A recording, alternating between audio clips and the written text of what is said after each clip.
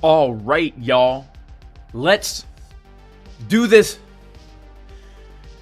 What is going on? Blessings to everybody in the name of Jesus the Messiah, Yeshua the Messiah. I do pray everybody is blessed, guys. We are live on this beautiful Thursday afternoon. It is a great time to be trading the Bitcoin, guys. It is a great time to be trading Bitcoin. This price action, the price action we have had today, guys, it takes me back. It takes me back to what Bitcoin is supposed to be, where you could trade Bitcoin only, right? You didn't have to trade altcoins.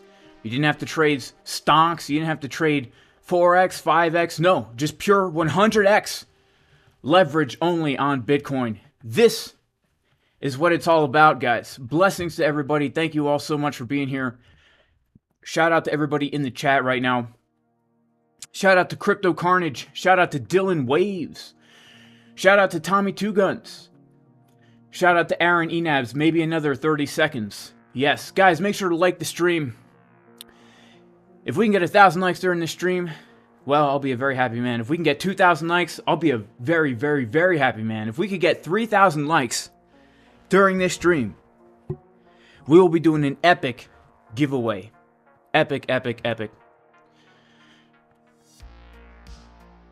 2019 all over again. Yes, yes. Shout out to Smith Grind. He says, yo, yo, what is going on, Smith Grind? Good to see you here. Uncle Candles. Good to see you here. Angry Pistons. Also good to see you here. Shout out to Epidemic Outraged, who ditched BitBoy. What do you mean he ditched BitBoy? Is BitBoy live right now? Guys, as you can see, I am in a little long trade right here. And, we got it right from this bottom, basically, here. Wow. Would you look at that? Would you look at that? I want to kind of walk through this price action, guys, because it has been a very epic past few days, to say the least. It's been an epic past few days, and the question on everybody's mind, is Bitcoin going to dump from here, or are we going to see that $30,000 Bitcoin? Are we going to see that $30,000 Bitcoin? Shout out to Aaron Sauer. Let's talk about it. Let's dive into these charts, guys. Let's dive into these charts. Now, as you can see, I am in multiple long positions. I'm in this long. I'm still in this long, guys. This is a swing long, by the way, from 16.3 that I've compounded now. I'm in this little long right here, this little long scalp. And then also, guys, I am still in the longs from yesterday. And as you can also see, I've got my take profit set. $27,000. $30,000. Are we going to hit that? All right, let's talk about it. Let's talk about it. Let's get onto a fresh Bitcoin chart here, because we're going to be doing some real TA. All right. This is a very interesting time to be trading Bitcoin right now, because there is a chance that this could be a major resistance. We're going to be going through everything, weighing out all these pros and cons here. All right. Let's see here. Let's get a fresh chart going on. Let's get a nice fresh chart. Shout out to everybody in the chat. Thank you guys so much for being here. I really appreciate all of you. May God bless all of you. Shout out to Overcome. When are JC YouTube memberships going live? I don't know. I haven't really looked into that, to be honest with you. I have not really looked into that. So, let's talk about this big move to the upside. We've had a very significant move to the upside recently. And I'd say that it all started, guys, when we got those very bullish divergences down at the $16,300 area, right? Those very bullish divergences down at the $16,300 area. The long setup. Given in advance, the reason why we were bullish there is because we came down to the bottom of the range with bullish divergences on market Cipher. And if we take a look at what happened when we hit this key zone of resistance up here, we got a little bit of a pullback, but we found support on a very, very key support resistance flip, which was the around 21.4K, right around 21.4K. 21.4K, what did we see there that was so bullish, right? Because yesterday morning in my Discord, before the pump, when we were still at 21 something, right? I said, look, guys, I'm still bullish on Bitcoin in the medium and long term. because the weekly has confirmed bullish market structure. That was the first reason. We had macro bottom signals printing on the monthly time frame. In the medium, Bitcoin was holding the key support level of 21.4. We had a hidden bullish divergence on the daily, major bullish divergence on the 4-hour momentum and money flow, and we have bullish market structure confirmed. And if we take a look at the daily time frame here, we can absolutely see that as we put in this higher low, okay, to the key zone, we put in a lower low on the daily time frame. This is a hidden bullish divergence, right? And again, the only way I can conceptualize this, guys, because if we're going to start getting into bullish price action now, we need to be looking out for these types of things, right? Basically, the way I like to think of it is your momentum is getting up really high because you're lifting your hand up really high because you're about to throw a ball on the ground as hard as you can to try and get it to bounce as high as it possibly can, right? And that's pretty much what has happened, right? Now, these bullish divergences, right? I'm going to put the scale back regular.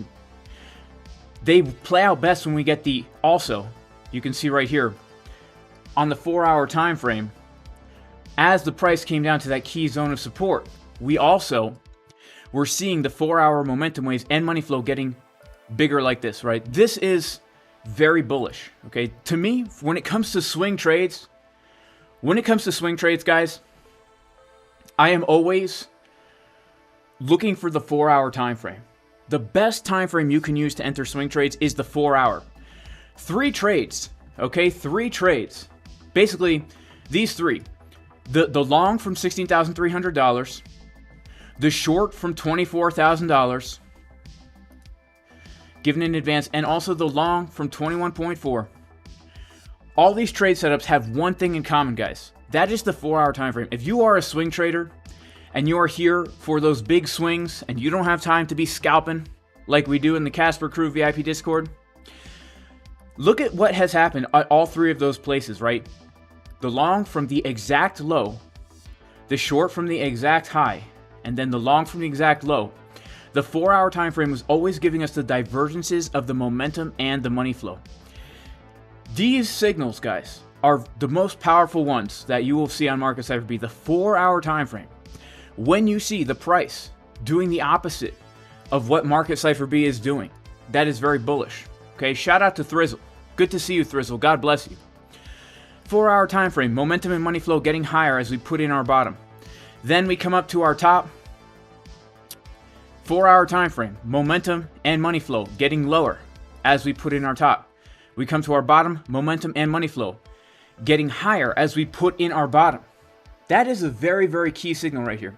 And so for me, the fact that we have put in now a higher low and now we have put in another higher high on a very high time frame, right? We're talking about like the monthly. We've put in a higher high. In fact, if we check out the monthly time frame right now, we can see that, yeah, we've officially now put in a higher high, right? Higher than the one we put in August.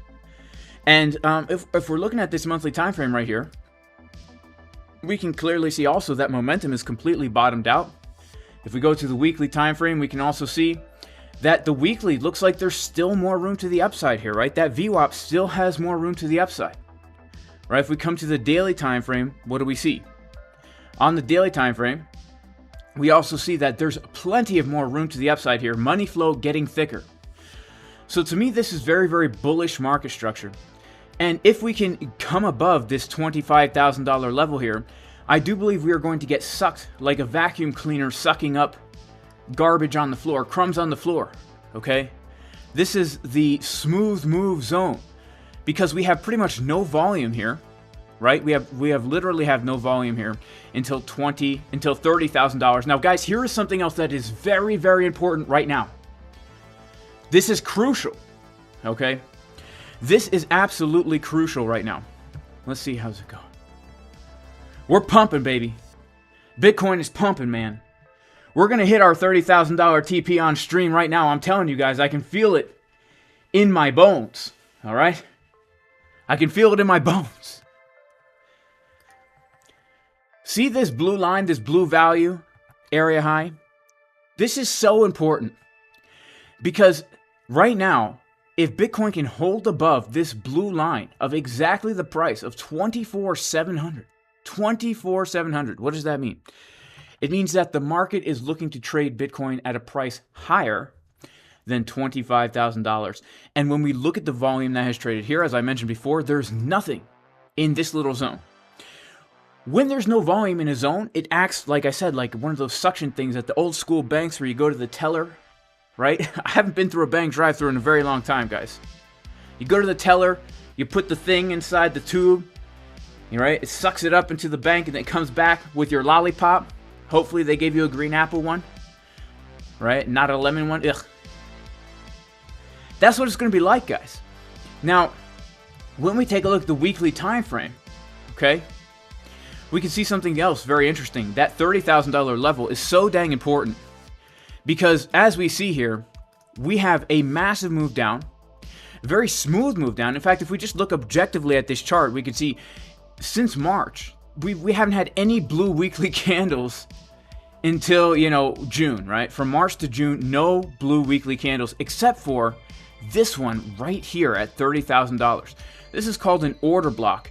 And basically, this is the next major zone of resistance. This is where the liquidity is at, right? If we're going to get a rejection, a major one, it's going to be from this level. In addition, if we take a look at the old value area from this old range that we traded in 2021 and 2022, we can see that also the value area low is this $30,000 level. What that means is this. Our next target right now is 30K. I would expect some kind of a pullback from there for certain. If we can hold above 30K, right, let's say, then it actually becomes more probable than not that we make our way to the top of this old value area. Because the way the market works is it's always trying to establish equilibrium. What is a fair value for the price of any given asset? This right here is considered fair value throughout the time that we traded in this zone. Whenever price came to the high of that fair value zone, what happened? It was considered too expensive. There had to be a correction to the downside. When we came to the bottom, it was too cheap. We had to have a correction to the upside. Came to the upside, too expensive. We needed a correction to the downside. We come to the downside. Now the market decides we're going to start trading in a new value area. Bitcoin, you know what? It's not worth that much. Now us consumers, us traders, we are going to be only buying and selling Bitcoin at lower prices, right? But if we come back inside of an old value area, it's like the bank getting sucked up. Let me show you what I mean by that. We go to the daily time frame, and we saw this happen just recently, right? We saw this happen just recently in the summer when Bitcoin was trading in this range down here, right? What happened? We were trading very nicely in this value area. The market was saying, look, we want to trade Bitcoin between 23K and about 18.5K, right? Then all of a sudden they decided, you know what? Nah, Bitcoin's too expensive at that price. We want it to be this cheap. But once we came back inside that old value area, what happened? Like one of those sucker things at the bank, man, just picking up. Do banks still have that? I don't know. Whenever I go to the bank, which is rare, the bank is far away from me, I go inside. I like to talk to people face to face, guys. I'm sick of all this crazy dystopian self-automated crap. You go to the store, you don't even talk to a human being. Come on, guys. Let's keep our humanity around here. You know what I'm saying? Let's stay human. You know, real life touch.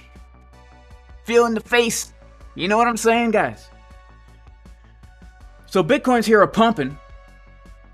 And, yeah, let's check it out, guys. We have been getting into some juicy trades in this Discord. But before I get into the trades, I do have to say this, right? I do have to say this. It is key right now that we don't lose $25,000, okay? Before we get all overly bullish, and I am bullish, guys. I'm bullish, okay? Do I look bearish to you? Let me know in the comments. Let me know in the chat. Do I look bearish to you? So yeah, if we lose $25,000, we do also have to be aware of the fact, guys, that this is the last major resistance. I mean, this literally is major resistance here. This could give us a pullback here, right? We could absolutely get our pullback from here and not from 24,000 like where a lot of us were expecting. This could just be a liquidity grab, guys. Let's be honest. This could be a liquidity grab and we have to be prepared for it. Okay, because as we can see right here, we have come up to basically retest the May low, the August high, and now we're just retesting it. So if the market is always trading in a sideways range, which we know it always is, we need to be very much so aware of the fact that, yeah, this could be a major high, right? This could be a major high. And where would we probably come back down to? We would probably come back down to this major low right about here. Why right there? Well, because again, if we're looking at the, the volume areas of these types of ranges, and we're coming up to the high, and we're expecting us to come back to the low, it would just make sense we come back down to that 17.5-ish thousand dollar area. Confluence with the golden pocket, confluence with the value area low. Basically, this could be a major high before we come down and get a major pullback and a major retest. Still maintaining bullish market structure, by the way. Having now put in a higher high on the monthly time frame, I would still be looking to long a lower high, right? I wouldn't get bearish just because of a pullback from here, a major pullback. But I do think right now things are looking more bullish than bearish on these higher term time frames. If we start to come down to the 1 hour time frame, we can actually start to see potentially here that we are starting to show a few signs of weakness, right? We haven't seen any weakness this whole day yesterday, but now that we're coming up to this level, we do see some slight bearish divergences on these lower term time frames, right? We've got some slight bearish divs on the lower term time frames. Okay, so shout out to everybody in the Casper Crew VIP Discord, because we have literally caught the bottom, 16.3, not the bottom, but the first higher low. We shorted the first major high, and then we longed the bottom of the first pullback, right? Pretty dang crazy. Now, how did we end up long today? Well, this morning, I gave 2 levels in the Casper Crew VIP Discord that we were looking for trades. And the first one was this zone right here where we had our daily open, we had the local golden pocket, and we had a key support resistance flip. Now, here's the thing. Whenever we are looking at the price of an asset, we need to identify those sideways ranges. This is going to give us the framework to get into long trades and short trades locally, right? Just because I'm bullish long term, that doesn't mean I have a long entry, right? Just because I was bullish this morning didn't mean I had a long entry. Obviously, I'm already in some longs, right? But that didn't give me an actual entry. So this morning, in the Casper Crew VIP Discord, we were looking at these 2 major levels, right? One to take a long, and one, or a few, to potentially take a short. Actually, 2 potential long levels, 2 potential short levels. When we came down to this level right here, this is how I was actually able to hop into this long trade here. Okay, this long right here was actually, believe it or not, I originally got into the trade much lower, right? I originally got into the trade down here. This was our level down here. Now, this is how I was actually able to get into the trade, right? This is how I was actually able to get into the trade. So, basically, when we came down to that zone, we saw something called absorption, right? We saw something called absorption. Let me kind of show you what happened there. All right, y'all, so I just want to show you one more time what happened. The price came down to a low, which happened to be... So this was my original entry for the long trade at the exact bottom.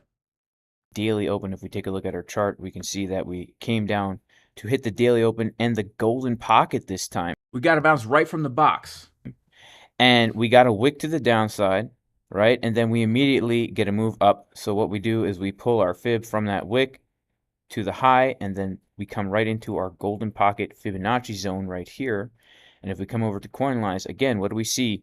As we put in that higher low right into that 786 golden pocket zone, what is happening? Our CBD is getting lower, and as we come right down into that 786, we see a whole bunch of shorts literally opening up right here, giving us now, again, the scalp entry. So started out as a scalp, guys. We ended up, I mean, pretty much today was absolutely crazy because we got that first long scalp from that low at 24,357.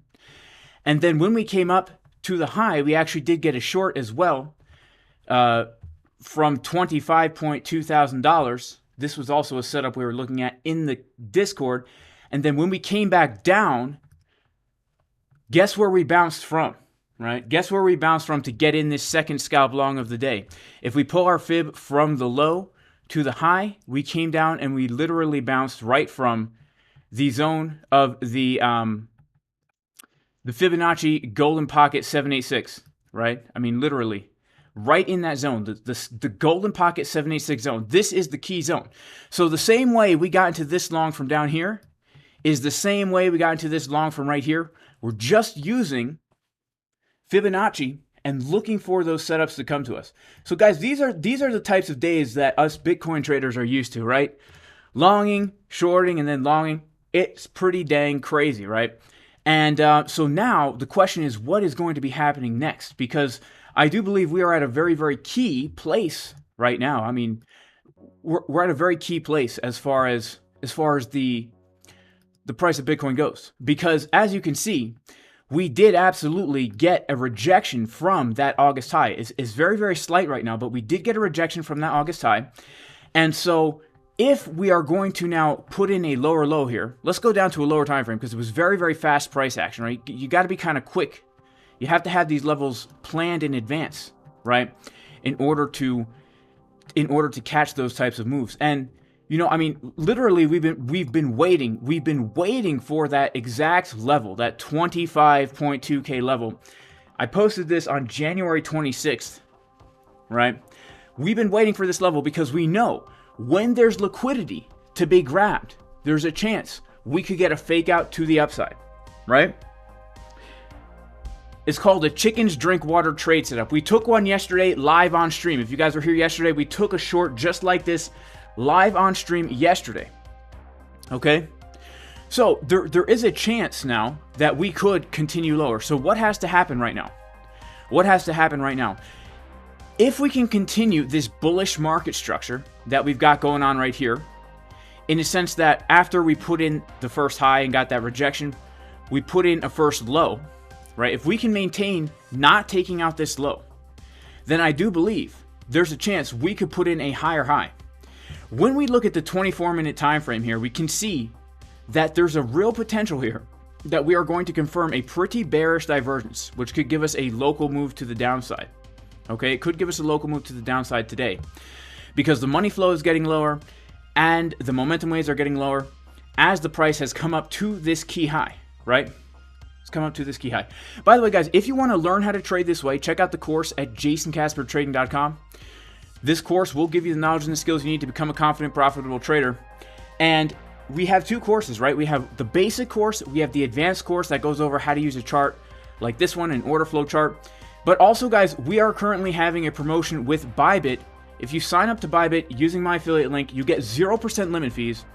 If you deposit $100, you don't even have to trade, but if you deposit it, you get a month free of the Crypto Fusion trading bot, right? So that's our bot right over here. Come to the website, Jason Casper Trading Bot.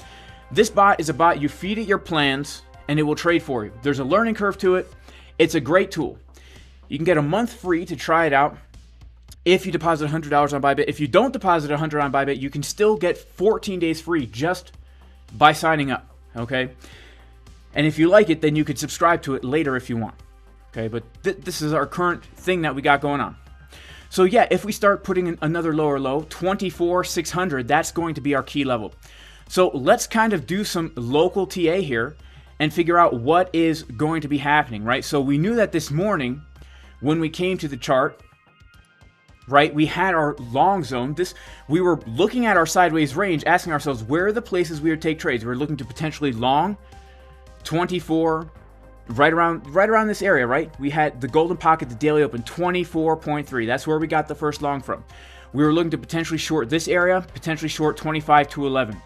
We ended up longing from here, shorting from here, and we're still back now in the range. And so what we need to do is we need to analyze this range and ask ourselves, where is the next trade going to come in? Where's the next trade going to come in? So I'm going to go ahead and pull the volume here.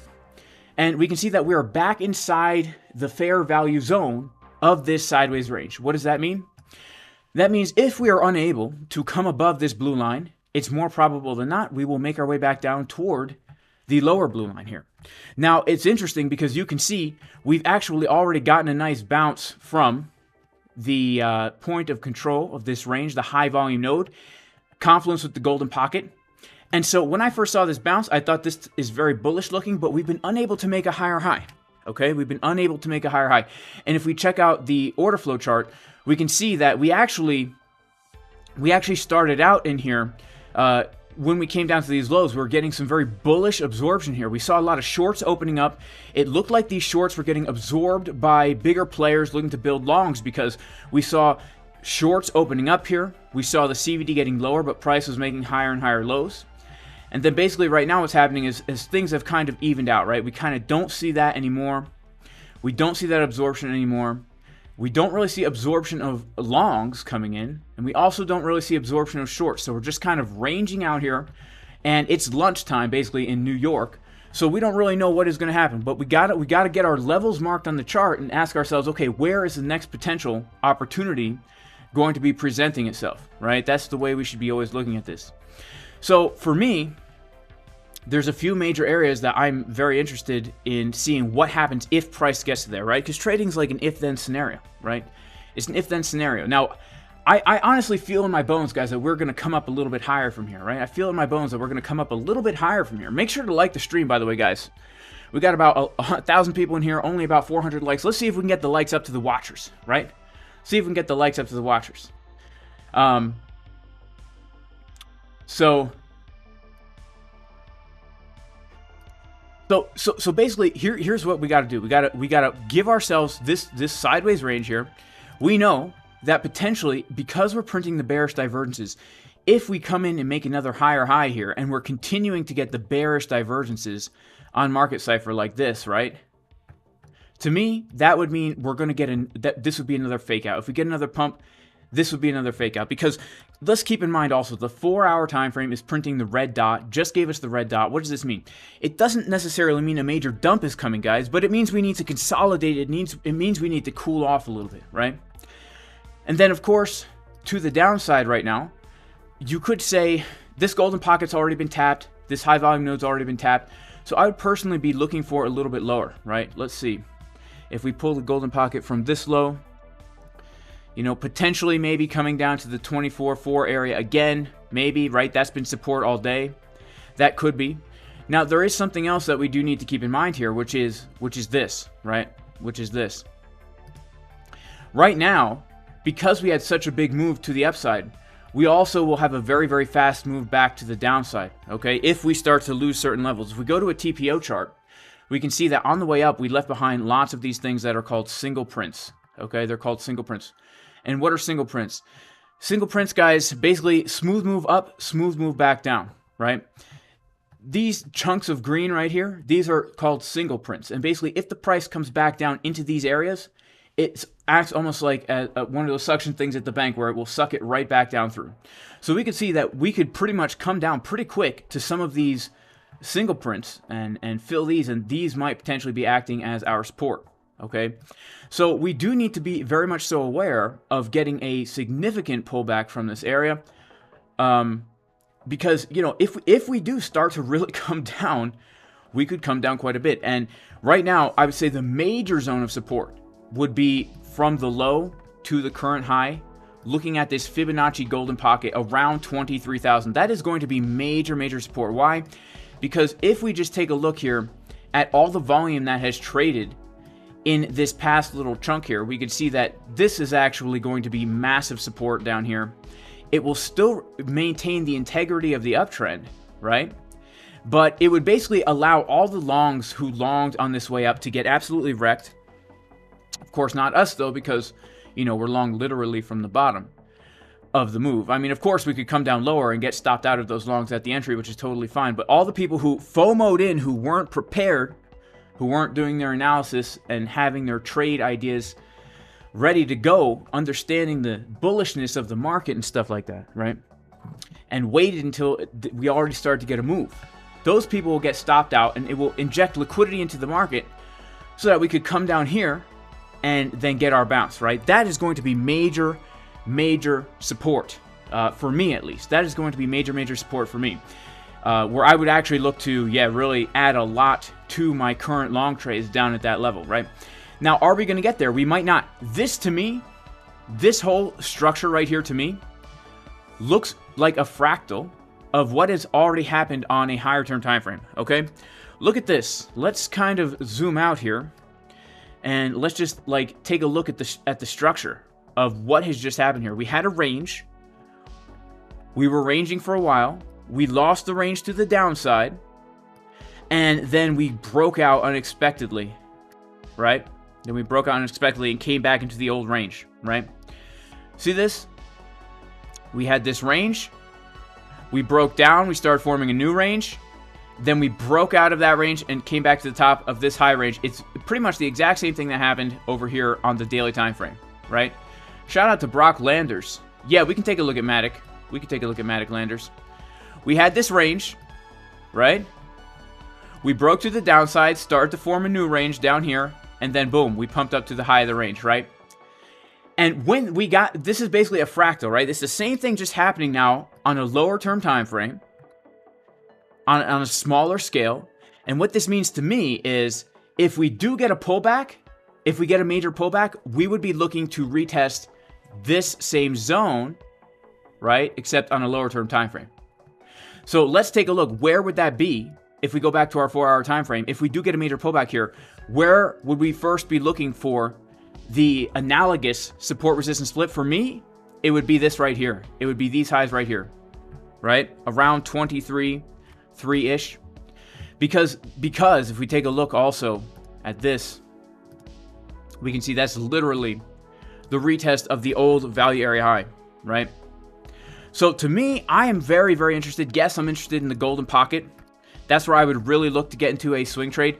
But remember, we were waiting for the golden pocket to potentially add to our swing trades. We never got that, right? We never got that. It was a little bit too low.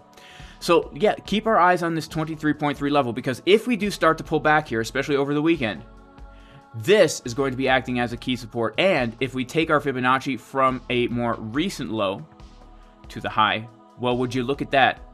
The Fibonacci, the 618, is lining up perfectly with that exact level right there. So 23.3 is going to be very key to the downside. If we lose 23.3 to the downside, we've got 22.8. Both of those are going to be major zones of support if we start to get a major pullback here. Now again, we have bearish divs on the 1-hour time frame and under. We have a local top on the 4-hour. That doesn't mean we're going to dump like crazy, but it does mean, guys, that because we don't have a bearish div on the 4-hour, but it does mean we could get a very significant pullback here, right? It really does mean that. Now, if we do get another pump to the upside, right, I do believe it's very, very probable and likely that we do hit 30K. But before we get to 30K, there is one zone that we do need to be aware of, and that is this, okay? That is this. We have, from May to our present day, what do you say? Fibonacci golden pocket coming in just above us right here, right? So again, if we get another push up, then I think things could actually turn a little bit more bearish for us if it happens quick, because we could do something like this, and we could do something like this. And if we do this, guys, right? If we do this, I'm giving a warning now.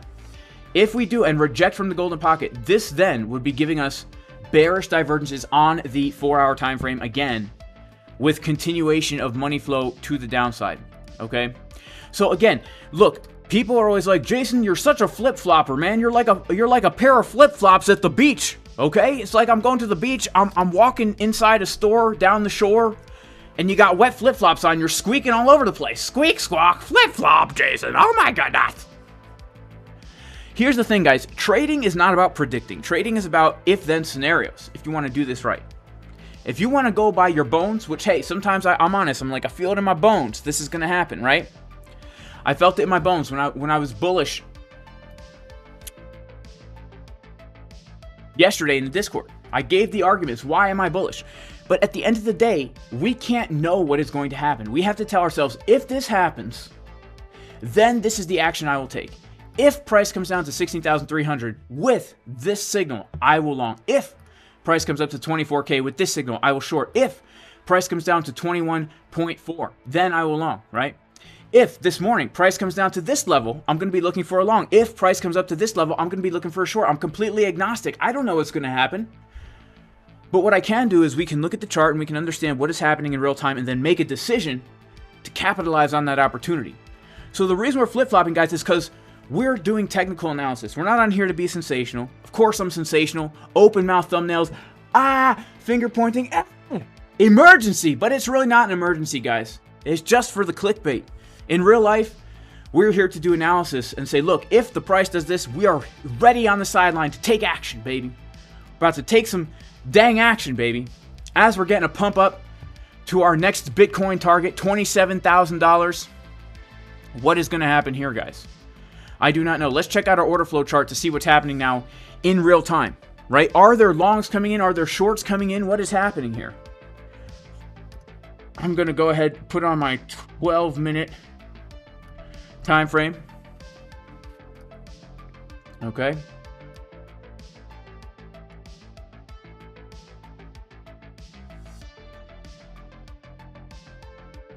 We're aware right now, I'm aware of this zone to the upside for another potential rejection. Also, I'm looking at some important zones to the downside, right? Let's see what's happening in real time right now. Okay, what do we got going on? Okay, so here's what we got going on, guys. Looks to me that we have some bullish absorption happening here, right? Looks like we've got some bullish absorption going on right now. We've got shorts coming in, and the price is not making any lower lows, right? We can actually see right here, we've got about over 1 million shorts coming in at the low here. And what is happening is the price is getting higher. To me, that seems like some suspicious whale activity. Some suspicious whale activity looking to push the price up a little bit higher here, right? That's what this looks like. So we'll have to wait and see how that's happening. If we take a look at the 12-minute market cipher right now, we are printing another green dot here. We're getting some upside down pig nipple divergence looking things here. We've got the pig nipples on the 12-minute, as you can see. 1, 2, 3 pig nipples. Upside down pig nipples. Okay, we're starting to get a move, guys. We're starting to get a move on Bitcoin. Let's see what is going on here as we start to get this move. Oh man, we've got more shorts coming in as the price is getting higher, guys. This is called absorption, okay? More shorts coming in as price is getting higher. Make sure to like the stream, guys. We got 1,000 people in here, 600 likes. Let's see if we can get a few more likes up in here, okay? Okay, wow. So we're getting a move to the upside right here, guys. We're getting a move to the upside. Let's remember the context. We still have bearish divergences on the chart. This is the 12-minute time frame, right? If we put in another high, we're still getting these very bearish looking divergences here. So it could be another fake out to the upside, right? It could absolutely be another fake out to the upside right now. Money flow is still getting lower, but we can clearly see right now on this order book chart that there are shorts being absorbed at the lows here, right? Shorts being absorbed at these lows. Let's go back to our 5-minute time frame. And we can even see it on the 5-minute time frame here, guys, that as the price right here is getting higher, we see open interest increasing. We see shorts opening, but price is getting higher. That's telling us there are whales feasting on these shorts. Whales are feasting on the shorts, guys. Okay? Now, we're stoked here. We're excited. We don't know, are we going to hit our next take profits on these long trades, right? We're in some juicy longs here. I myself am in some pretty dang juicy longs, right? I'm in swing trades. I'm in scalp trades. Let's see what's going to happen. Are we going to hit some of these TPs right here? Are we going to hit some of these TPs? I've got one at 27,400, 29.5. This long I'm in right here, my next TP is actually a little bit higher, just above this last high. So let's see if we can hit that TP, guys. As you can see, I've got about $74,000 on this trade right now. This scalp long from this zone right down here. Let's see if we can get that push up right now. Let's see if we can't get that push up right now, guys. Come on. Come on. Are we going to pump? Everyone wants the pump song. People say it's a fake move. It could be a fake move, guys. If we get this move to the upside, just be aware that there's a good chance, because of the bearish divs, that we do get another pullback and that we just stay in the range, right? There's a good chance that we do stay in the range. Okay?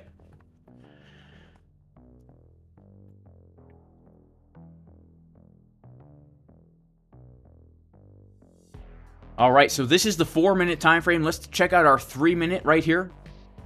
Okay, 3-minute, guys, we could still be getting some bearish divergences on the 3-minute if we put in another higher high up here.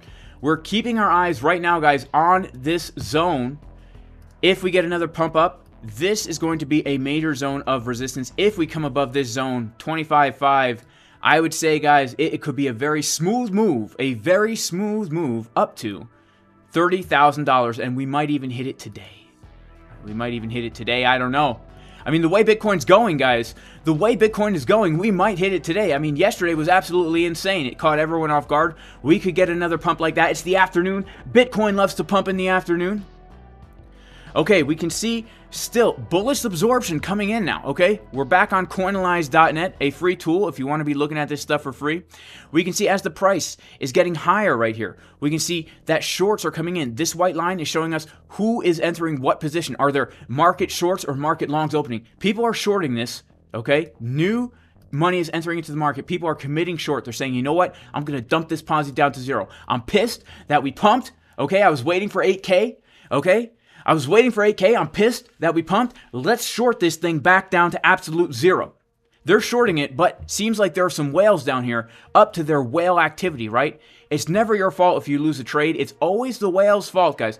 The whales are down here. They are spewing out water. This is their water spew. They've got their eyes, okay? They've got their happy face mouth open, and they are just waiting to feast on the FOMO shorters, right? Are you shorting? Well, guess what? I'm a whale here. I'm going to suck up and eat up all those shorts. And push the price back up. We can literally see it happening right now, guys, on coinalyze.net. And if you look over to your right-hand side, you'll see a leg, and now you'll see a shoe, okay? A leg and a shoe. A leg, you guys see this leg right here? Ooh, look at that leg right there, okay? Look at those shoes. Wouldn't you want those shoes? Sorry, not interested. Let's get rid of those ads. Let's focus on the charts, guys. This ain't the stupid bowl over here. This is real life, okay? We got some whale activity down here. He's got some kind of crazy Mohawk Liberty Spike, Good Charlotte looking thing going on here, 2003. And, you know, let's see what's going to happen here. As we get a little pump to the upside, guys, you can see I've got it on the line, guys. $75,000 on the trade. We are getting another pump to the upside right now. Let's see if we can hit our next level. Now, there is one zone of resistance that we do need to be aware of, which is the Fibonacci 786. Okay, the Fibonacci 786. Now, our golden pocket's been resistance once, twice. Now, it's the third time. But above the golden pocket is the 786 Fibonacci. Okay, so there is still a chance we come up to the 786 and get a rejection. Okay, there is still that chance. You can see right now people are shorting again resistance. That's why we're getting this wick to the downside. You know what I forgot to do, guys? I totally forgot, and this is a shame. I forgot to get certain pictures here on the chart of like uneven butt cheeks and 786. Let me see if I can find a picture of 786. Here she is. Here's the 786, guys. Here she is. She's a tough girl, all right? If we get a move up to her, there's a good chance we could see a rejection. All right, it's like asking her out on a date. Do you think this girl's going to say yes? Of course not. She's not into dudes. She might be a dude. We can't really tell anymore. It's 2023. Nobody knows what's up or down anymore. We don't know. We're a whole bunch of confused people. We don't know whether to long or short. We don't know whether she's a girl or a guy. The whales are absorbing. The sponges are absorbing. Okay? You guys see what's happening here? You see what's happening? Okay, let's get back to our order book. We're going to go back to exo charts and see why are we getting this move to the downside. Here's the thing. We saw those shorts getting absorbed, right, at the low. Well, guess what? Now, a whole bunch of longs just took profits. Whole bunch of longs just took profits. Whole bunch of longs just took profit here. That's why we got that little wick to the downside. But you can see a lot of these shorts are still open here. Right here, what we're looking at is net longs and net shorts. Okay, these purple candles here are net shorts opening up. These blue candles are net longs. We can see we got a whole bunch of longs opening up in this candle here, and then they've taken profit. They just scalped a little move here. But the shorts that opened up down in this area, most of them are still open, right? Most of these shorts are still open because we can see them creeping up here, and they're still up here, right? If all of a sudden we get a gray candle coming back down to where these shorts started opening, that would tell us that all those shorts have now closed, right? But because they're still open, we know they're still open. Okay, we know they're still open. And we see a lot of longs taking profits here. So if shorts are open up, longs are taking profit. That's why we're coming into a little bit of a standstill here. But we've got some decent volume here. 6.7 million. That's a decent amount of volume on an increase of open interest. We haven't really seen that much volume since right after that big CDW, where we got like a $36 million candle on increase. Then we got a $27 million on increase. Now we're starting to see volume pick up a little bit here. In the past 10 minutes, we've had about almost 12, 13 million volume. So volume's coming up a little bit higher. We've got shorts opening up. We've got some longs now coming back into their positions. You can see we're starting to get a move to the upside. Okay. What are we looking for? I mean, for me personally, honestly, I'm looking for a fake out to the upside here, right? That's what I'm looking for. I'm looking for a fake out to the upside, right? I want to come up above this level with more bearish divergences to potentially get in another short scalp here.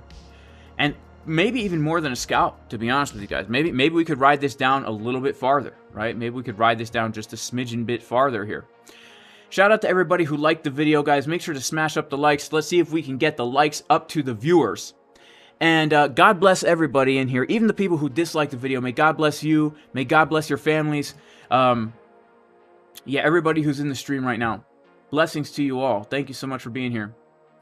So yeah, we're still holding our longs, guys, and we're looking for a short right now. We're holding the longs, looking for a short. We're in multiple long trades right now, long scalps, as well as some long swing trades. Okay, I did compound the long trade that I took from 16.3K, and that trade right now is in some pretty dang juicy profits, at least for me. And I'm looking to take more profits at some of these highs. And of course, I'm in this scalp long also from this morning as well. And so we are just in the Casper Crew VIP Discord. We are just trading every little pivot in there, man. We got some good traders in there. They're traders way, way better than myself in there. And it's been great having 3 live streams a day. It's been great seeing White Phoenix, K-Pax, and Boyan doing their market open streams in there, giving out the juicy technical analysis. It's been awesome. It's been a good time. All right. What is going on now? Why are we getting a little standstill? Let's come back over to coinanalyze.net. Our whale looks a little funny from this vantage point here. What is going on? Well, we're still actually seeing, guys, bullish CVD forming here. We're still seeing bullish CVD forming, even locally, even very, very locally. We're seeing bullish CVD forming here. So, man, it would not surprise me in the slightest if we do get another little push to the upside here. Let's zoom out now and get a little outward zoomed kind of view on this, okay? Because we've been so... Okay, so when we zoom out, it's actually possible here that we actually did have some bearish absorption at these lower highs here. That is possible that we had a little bearish absorption going on here. But locally right now, it looks more bullish than bearish. But you could say that this whole little zone here is a bit ambiguous. A bit ambiguous. When we're zoomed out on a 15-minute time frame here, right? It's a tad bit ambiguous. It's a tad bit ambiguous.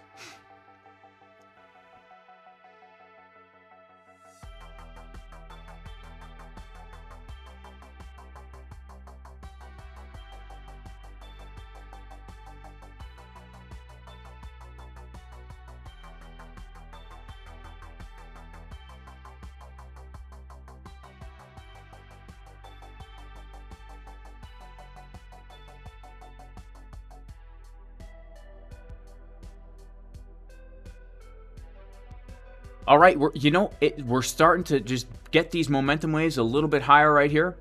We're really going to see if we can hit our next TP. In fact, I'm going to move my next TP to where I think we might wick up to, which is going to be 25, around 25.5.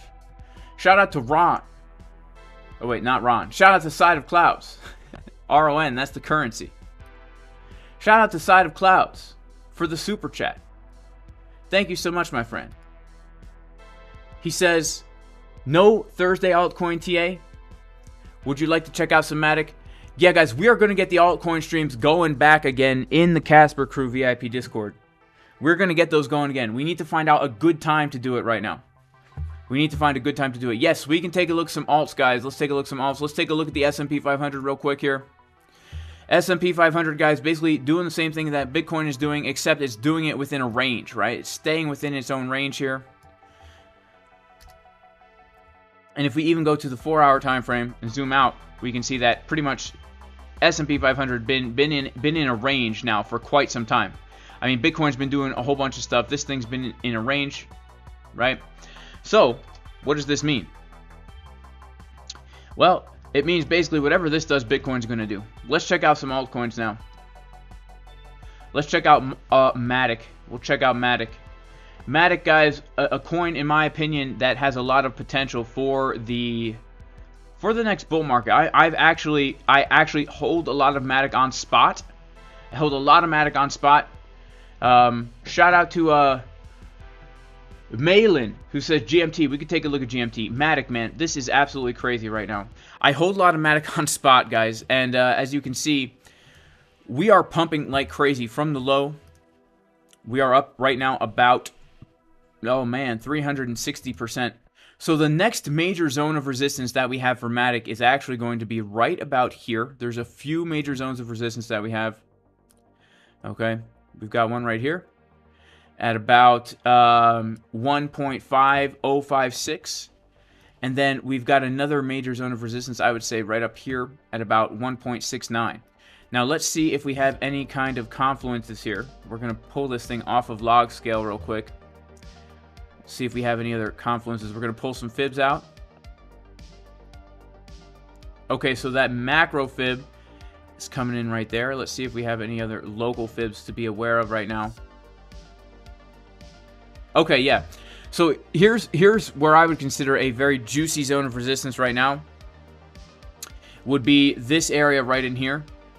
The first major zone of resistance that we have, I would say, would be around $1.70, around $1.70. And the reason is because, well, that's a golden pocket and it's a very clear support resistance flip. And if we take a look at the volume, let's take a look at the volume. We're above that value area high. Let's take a look at this from the time it started trading on ByBit. Very, very interesting. Very, very interesting. Okay, let's take a look at just this upper range. Very interesting, guys. We are absolutely flipping major resistances into support right now on some of these altcoins.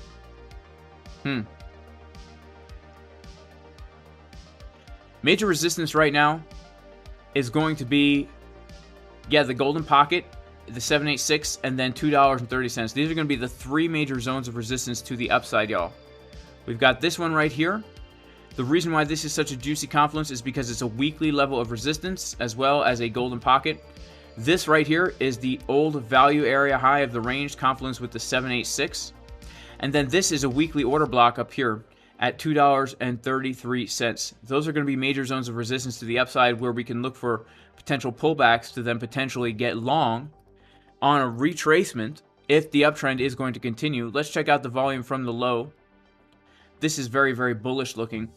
Now, we're not at really any resistance. There's a chance right here. You guys see this wick? There's a chance we could get a CDW from this wick right about here, right about $1.48.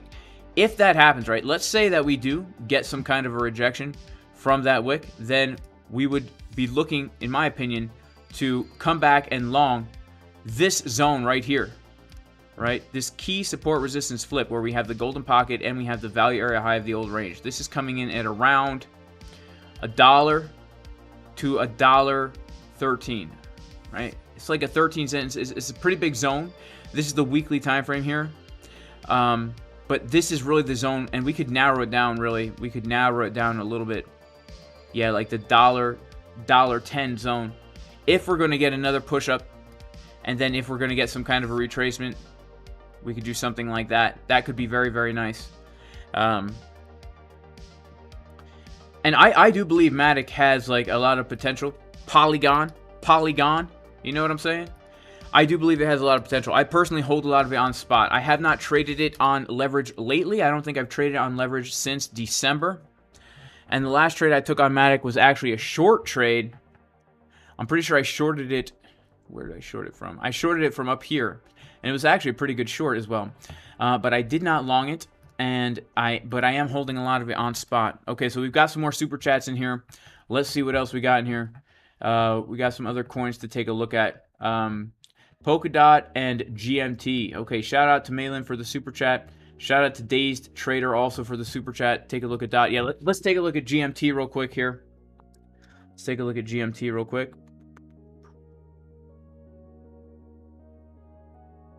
All right, GMT, guys. GMT.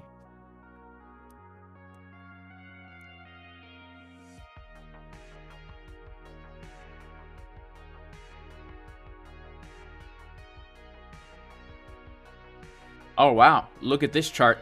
Good old GMT.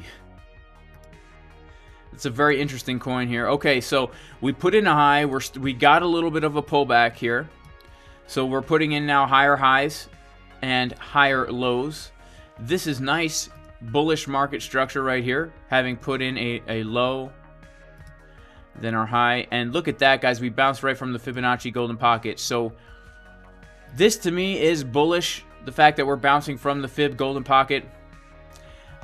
Next major zone of resistance, I would think, would be right here. Let's actually take a look at this. Let's take a look at this here.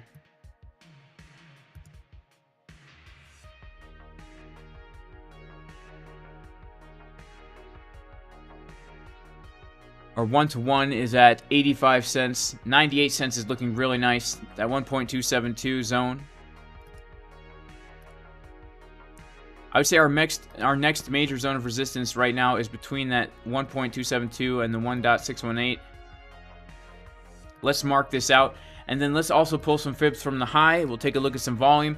Man, it's a shame that we did not see this just a little bit earlier, because we could have been waiting for that golden pocket. That would have been a really nice move there. Let's pull out the fib from the high to the low and just see where our next golden pocket is coming in on a macro time frame. Okay, so it's pretty dang high. This is log scale. Let's pull it down from here and see what's up. Okay. Yeah, interesting. I really do like this this zone also. I mean, it's just a nice zone. In fact, I will adjust the zone down a little bit to do this. This is the zone, I think, to be aware of for next resistance. Let's take a look at the volume that has traded here. The reason why I changed this zone, yeah, for sure. The reason why I changed this zone, guys, is because I like these levels better than the 1.618. So this is the 1-to-1 fib extension here, the 1.272, the golden pocket, the value area high. This is a very, very key zone around between 80 cents, like 80, 90 cents is a very, very key zone of resistance for us. And so if we do get another move up to there, and we put in another higher high, and the uptrend continues, right? Let's say we come up to here, we put in another higher high, and the uptrend continues, then what I would be looking at is I would just be looking for the golden pocket retracement once again. Because if these uptrends are going to continue, those golden pockets are a very juicy place to look for a retracement. Okay, so we're getting our move up to the value area high, which is around 80, 90 cents, give or take. And then we can pull our fib from the most local low to the high. And at this point, we would be looking then to get a retest of this beautiful weekly level of support resistance flip at around 61 cents. This is, like, in my opinion, a very nice, if it happens like this, a beautiful trading plan, because it gives us a short and a long, and it allows us to print this very nice rounded bottom right here, and also gives us the potential to form a cup and handle, where our breakout target of the cup and handle would be this. So let's go ahead and pull out our arc pattern here, right? And bring it to the bottom, and then let's get our breakout target for this cup and handle right now. This could be a very nice potential move for GRT. Let's see here. Bring us up to about $1.80, and let's pull out some other fibs here. Let's go to our 2-day.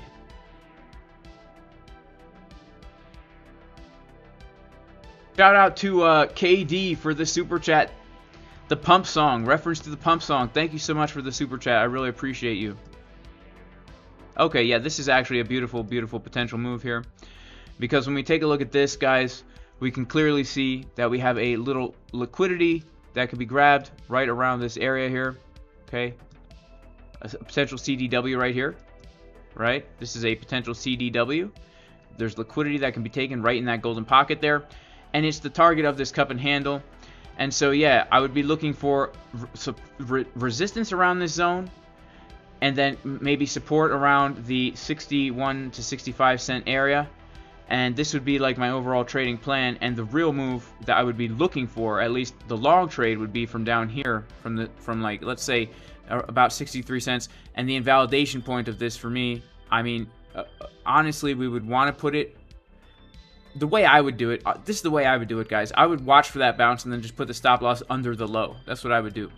And then I would be targeting this as my final take profit, giving us a beautiful 10-to-1 risk reward, right? Of course, we could even put the stop loss under this low, giving us a 3-to-1 risk reward, right? But, you know, this is like if you're swing trading, low leverage kind of deal. But if you're higher leverage and you want to get a bigger position size, you could really just look for the bounce and then put the wick under the low, put the stop loss under the wick, giving you a better risk reward right here.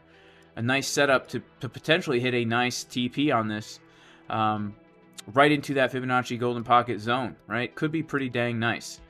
All right, so let's take a look at Polkadot. I know we got some Polkadot that we got to look at, some DOT USDT. Let's check it out. Good old Polkadot. Good old Polkadot. Okay, so how's Polkadot looking here, man? Polkadot is beat down to the extreme. I mean, it is pretty crazy. We'll put this thing on log so that it doesn't look so crazy, but even on log, it looks crazy. So we are down.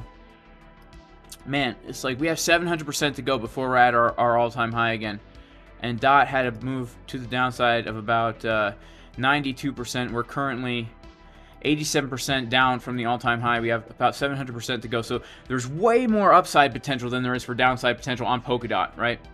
And Polkadot is one of those coins, I don't know much about it, but a lot of people like it. And so because a lot of people like it, I like it. Now, you might say to yourself, Jason, that's retarded. And I know you're not supposed to say retarded, right? Because this is disrespectful. But, you know, when I grew up, we just used that word all the time. So it is what it is, guys, you know. They say, Jason, you know, it's stupid of you to not know anything about a coin to believe in it. Well, here's the thing. I'm a technical trader, right? I'm not a fundamental trader. I'm not out here researching altcoins. I don't give a crap about the technology. I don't. I'm only in this to make money, guys. I'm only in this to make money. That's it. I don't care about it. I don't care what it is.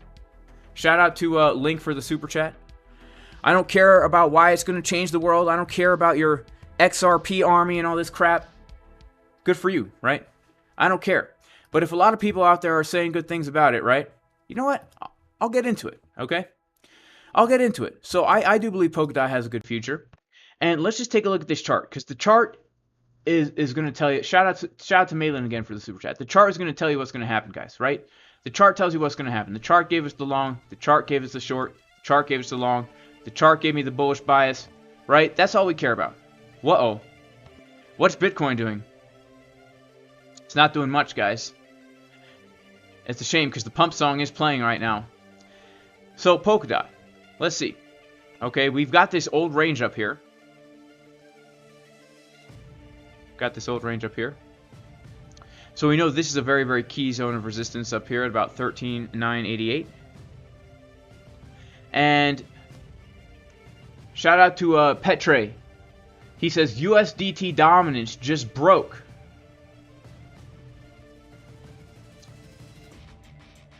Just broke an uptrend from November 2021. Can it be a fake out? You mean USDT dominance is dumping? Is that what you're saying? USDT dominance is dumping? If USDT dominance is dumping, then that's good for Bitcoin. If USDT dominance is dumping, that's good for Bitcoin. So we've got that major resistance above there for Polkadot. And wow, okay, this is very nice. This is very nice.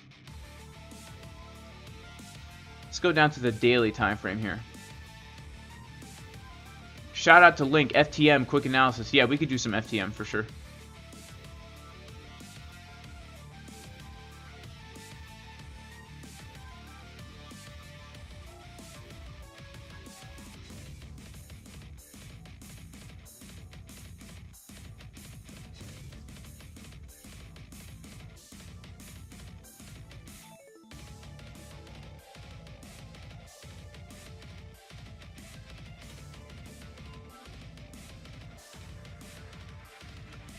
I mean, I would say this. that obviously this is key resistance. Obviously, you know, it's a support resistance flip. It's a golden pocket. It's just the high of this sideways range. Before we get up to there, I would be looking at this 786 zone here. This golden pocket 786 zone for a potential pullback. So if we're looking to long Polkadot, you know, we just had a pretty big move to the upside. I would want to wait for some kind of pullback. Right now, I like this first box as potentially giving us a pullback because we have liquidity here that can be taken from these highs, smashing into the value area high of the range and the 786. So if we get another push up here like this, we will be getting bearish divergences on the daily pretty intensely. And then I would be looking for our pullback, and that's where I would then be looking for a long entry. So we've got two potential long entries I would look for. The first one would be the local fib from the low to the high, which is a nice support resistance flip, right? I mean, it is nice. The local fib from the low to the high, if we get that move up to around the 786, we're looking at potentially $6.87, but we also need to be aware of this, okay? This, depending on where we come up to, let's say we come up to value area high or a little bit below value area high, what this will do is this will actually allow us to come down and grab all the longs that longed here, stop all of them out, inject a lot of liquidity into the market, and then get our bigger move to the upside. Right? So those would be the two major zones I'd be looking, right? The 67-cent zone and then maybe the 56-cent zone. But this is all dependent on where we get our rejection from, right? Right now, I'd be looking for a rejection. If we're coming up with a long plan for DOT, we're going to be having to wait for a significant pullback. If this was already our pullback and that's it, just like what Bitcoin had, then we already missed the opportunity to long it, unfortunately. Unfortunately, we already missed the opportunity to long it. Let's say that we actually put in a lower high here and then come down, then my long entry for DOT would be right around the value area low, around 52 cents, because we have confluence of the golden pocket and the value area low. So I know this is a lot, but it's just basically like, as I always say, like, we have to approach the charts saying, look, this could happen, that could happen, or that could happen. I have to have a plan for all of these different scenarios, because if I only have one plan and it doesn't happen, I'm out of luck. But if I have three plans, you know, there's a good chance one of the three could happen, right? So just to recap, plan number one would be this was already our high and we're looking for a retest down at the value area low, support resistance flip around 52 cents. Plan number two would be that the high is not in. We'd look for a move up to this area, and then we look for our pullback. And the first place we would really be looking to long after a pullback like that would be the local Fibonacci golden pocket pull, which would be coming in basically to retest these highs around 67 cents. And then potential scenario number three would be like, look, we come all the way up to like the $12, $11 major support resistance flip. And if this happens, we can expect a pullback. And then we would be looking to basically long this like around 95 cents. That's kind of how I would approach it, right? I'm not very scalpy when it comes to my altcoins, right? The Bitcoin stuff, where I'm day trading, looking for like intraday scalps on like the 1 minute time frame, that is not what I do for altcoins, right? So that's what I would be looking at for that. Shout out to everybody. Super chat. Can you wish my dad? Well, shout out to Julius, it's his birthday today. May God bless you, Julius. Happy birthday. I hope you have a blessed year, man. 65. That is so dang young, man. I remember when I was 65. Man, that feels like a long time ago. Some of the best years of my life were when I was 65. Those were the best 3 years of my life. All right, we got some more super chats in here. We got to do FTM. Shout out to Ray for the super chats. What TradingView tool are you using? Ali wants to know. I am using in TradingView right now. I am using Fibonacci, and I'm using a fixed range volume profile. Over here, prediction and measurement tools down to the bottom, fixed range volume profile, and that is giving you basically the value area of this zone here. Shout out to Millennial Crypto Investor. Thank you so much for the super chat.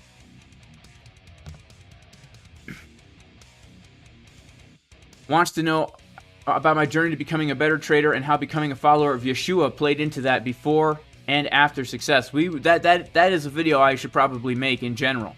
That needs to be a whole video. Let's take a look at FTM.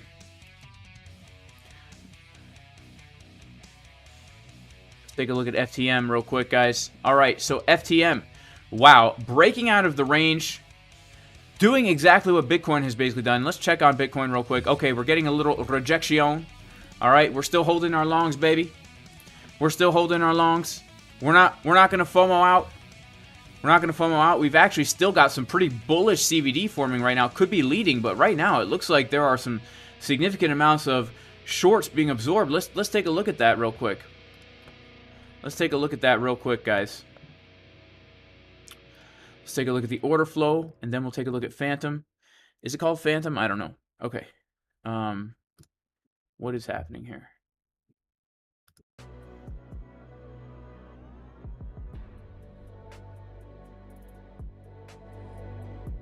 Yeah, so as we can see, we do have some shorts opening here.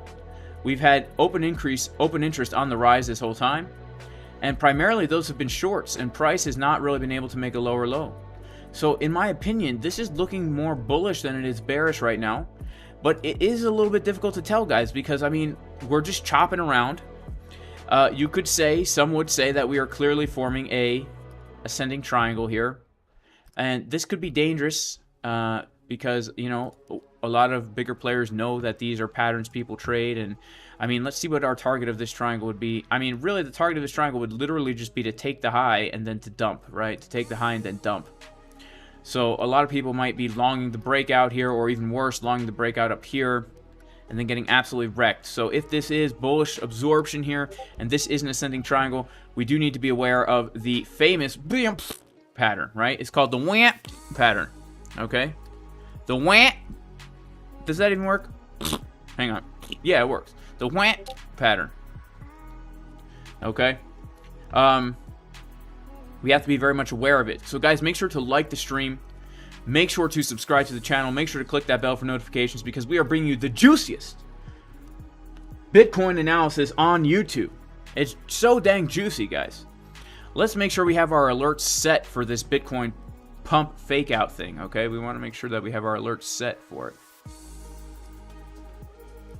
All right, yeah, we want to have our alerts set for the Fwamp Poomp pattern.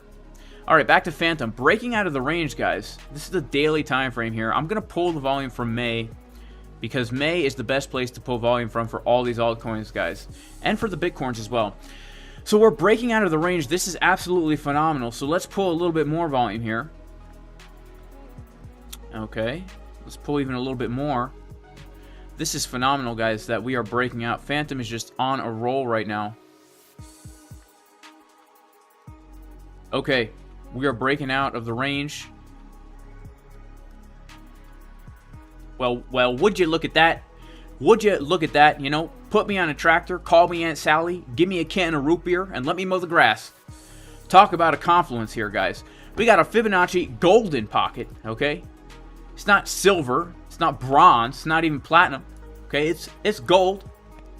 And you can see it lines up perfectly with this beautiful support resistance flip here.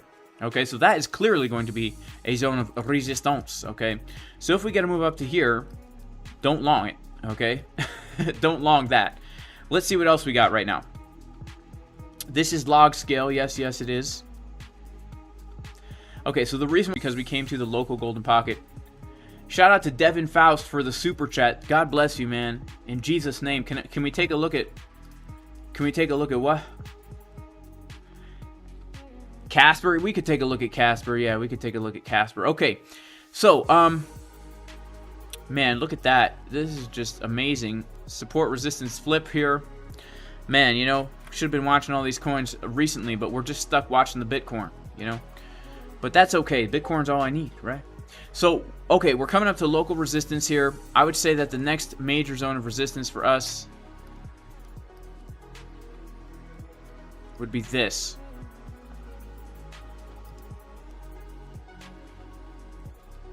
Around 87 cents. Why 87? We have a Fibonacci golden pocket there, and we have a CDW, right? We have a zone of liquidity from right here. We can see this kind of daily order block right here, where we could see a whole bunch of longs. Well, I shouldn't say. We could see a rejection, right? We could see a fake out. We could see something like this. Whoop, view, right? That would be the next zone that I would be looking at for a pullback. And if we do get that pullback, let's see.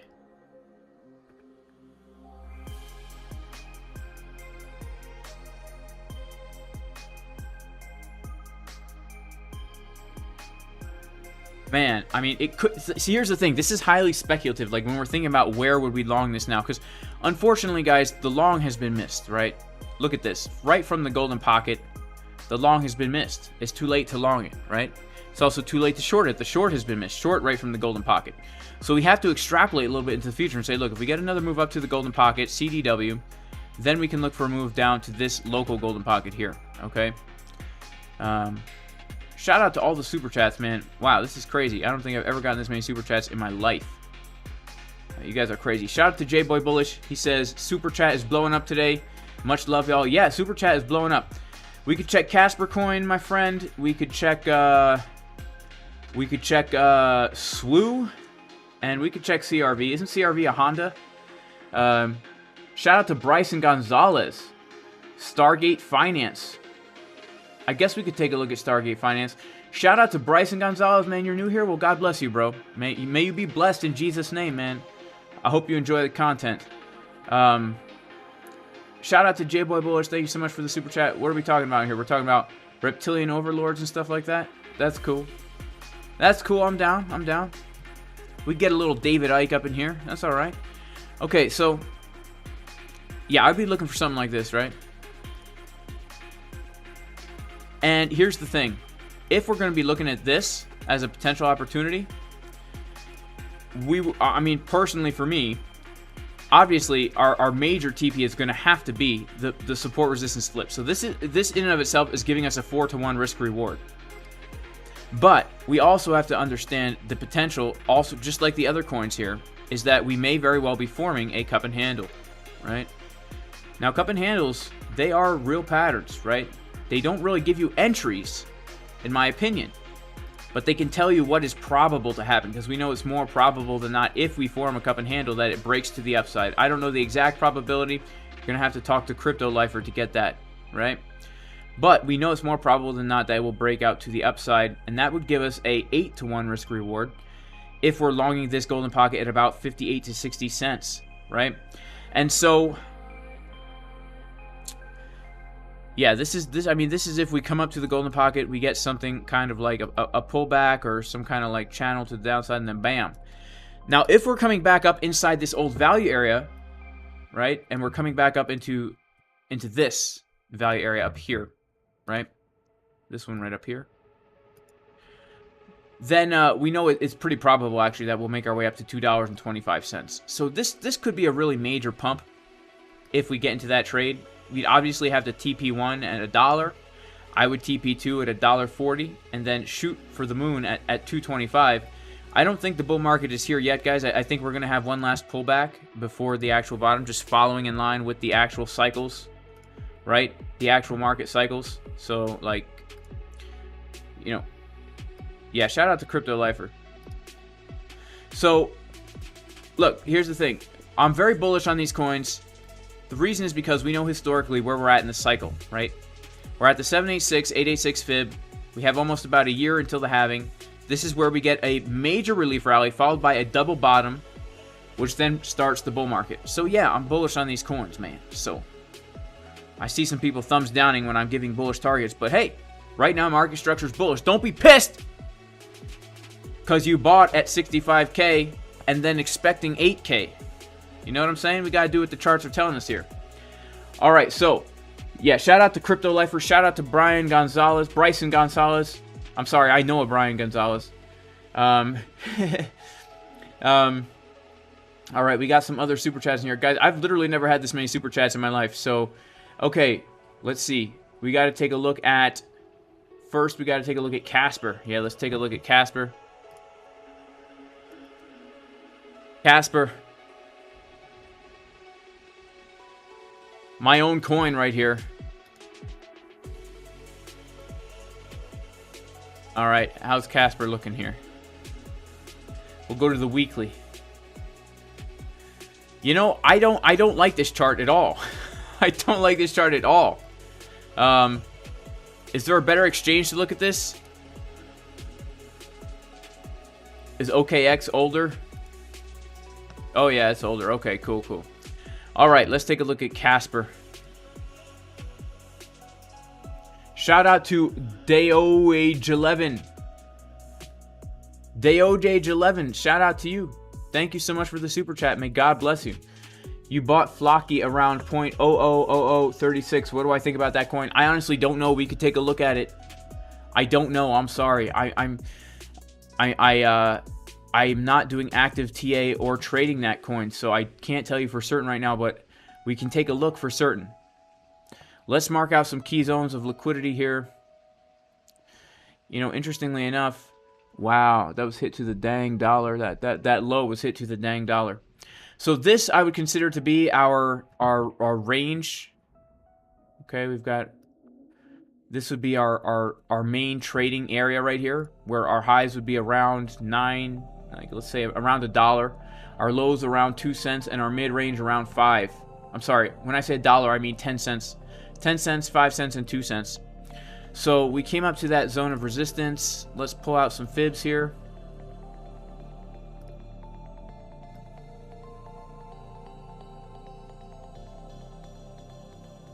Okay, so we've got some nice fib confluence around 10 cents here. So this is going to be a major resistance. And the reason why we mark out resistances, guys, is because if we're looking for a long, we need some kind of place to say, okay, you know, we don't want to FOMO, so we want to know where the resistances are, so we could say, okay, we're coming up to this area. Now we're probably going to get a pullback so I can buy the dip, right? Because what usually happens is people, when they don't know where resistances are, they're like, oh, I'm going to wait to buy the dip. I'll wait to buy the dip. I'll wait to buy the dip. Oh, dang, it's pumping. I'm going to miss out. Now I'm going to wait to buy the dip. All of a sudden, boom, boom, boom, they're like, screw it. I'm buying now. And then, boom, they come into resistance, right? So we don't want that to happen, right? We don't want that to happen, right? We want to buy the dip, right? Just like this dip set up given in advance in the Casper Crew VIP Discord to long Bitcoin from the exact bottom, right? We wait for the dip. We wait for the dip, right? And,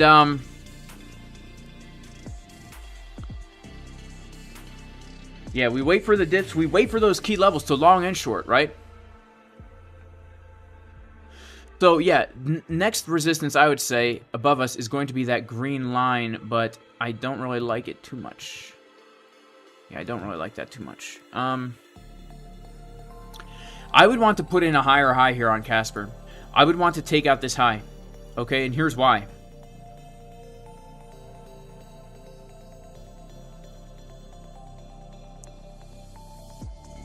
I would want to see some kind of like rounded bottom right here, okay?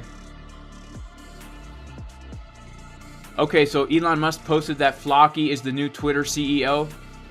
Okay. Interesting, man. That is interesting.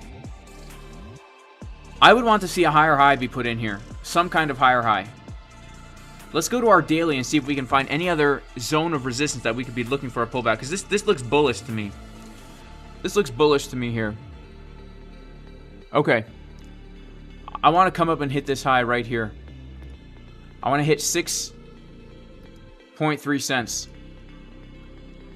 Because what this will do is this will confirm to us bullish market structure.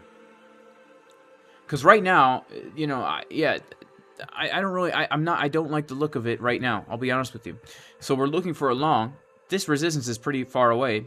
So if we just take out this high and reject from here, then I would be looking for a move to the Fibonacci golden pocket. This would be a very nice setup in my opinion. Beautiful setup, actually. This would be a beautiful long setup in my opinion for Casper. And the reason why is, remember, it's based on if-thens, right? So if anyone's new here, I don't make predictions. We do if-thens, right?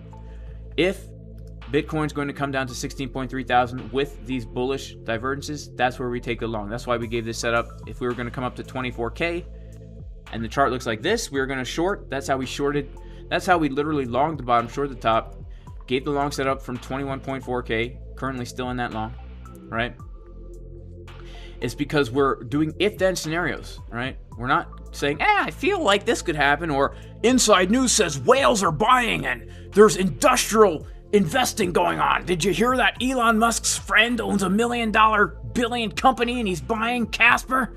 Nah, we don't know about that, but all we can say is, what is the chart looking like? And we know that technical analysis works, right? We can't say TA does not work, right? TA works. That's how we can long the literal bottom, right? It works. So if we confirm bullish market structure, take out this high, And then we get a retracement and we come back down to a major support resistance flip, golden pocket confluence with the value area high, with bullish signs on market cipher or whatever indicator we're using, right? For me, that would be something like this, right? I would want to see the momentum oscillator. I mean, honestly, we wouldn't want to see a bearish divergence here. We'd want to see it come up higher, and we'd want to see a tight trigger wave forming somewhere like right here. We'd want to see on the 1 hour time frame, we would want to see bullish divergences as we came back down to test that low, right? We want to see bullish divergences as we come back down to test the low. So what are bullish divergences? This is a bullish divergence, okay? The last low that we put in right here, we saw a bullish divergence at the 1 hour. This is how you know that the bottom's in, right? First of all, you wait for price to come to a key level. Once price gets to your key level, you look at the chart and ask yourself, do I see price getting lower to my key level as the momentum and the oscillator is getting higher? And if the answer is yes, you know you're going to get a bounce from there. Also, if you're using Market Cipher, which I highly recommend it, you're also going to be looking at that money flow, right? That money flow is so key, right? That money flow is so key, that especially for swing trades, right? That's how we've got the last 3 swing trades on Bitcoin. 16.3, that money flow is getting higher on Market Cipher. 24K, the money flow is getting lower on Market Cipher. The long from the current long we're in now, Market Cipher, money flow was getting thick on the 4 hour, right? Look at this. Getting thick, money flow getting higher, momentum getting higher as the price was getting lower to the key level, the exact level that we gave in the Casper Crew VIP Discord, by the way. Now, that doesn't happen all the time, guys, but I am pretty proud of that level, I have to say. Okay, so, yeah, so that's how I would look at for Casper. I know we got a lot of other coins to take a look at here. I do want to take a look at Bitcoin real quick. What is happening on the order book? We got a little move down, and now we're getting a little move back up. So it looks like, guys, we have continued bullish absorption happening here. No, we actually put in somewhat of a lower low here. We actually put in somewhat of a lower low right here. So, yeah, we put in somewhat of a lower low right here.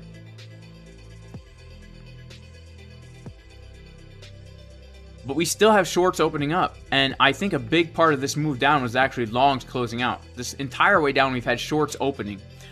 Let's go to our 15-minute time frame here and take a look. Man, you know, this could still be considered a bullish CVD divergence. It's either leading or bullish. It's so hard to tell right now, guys.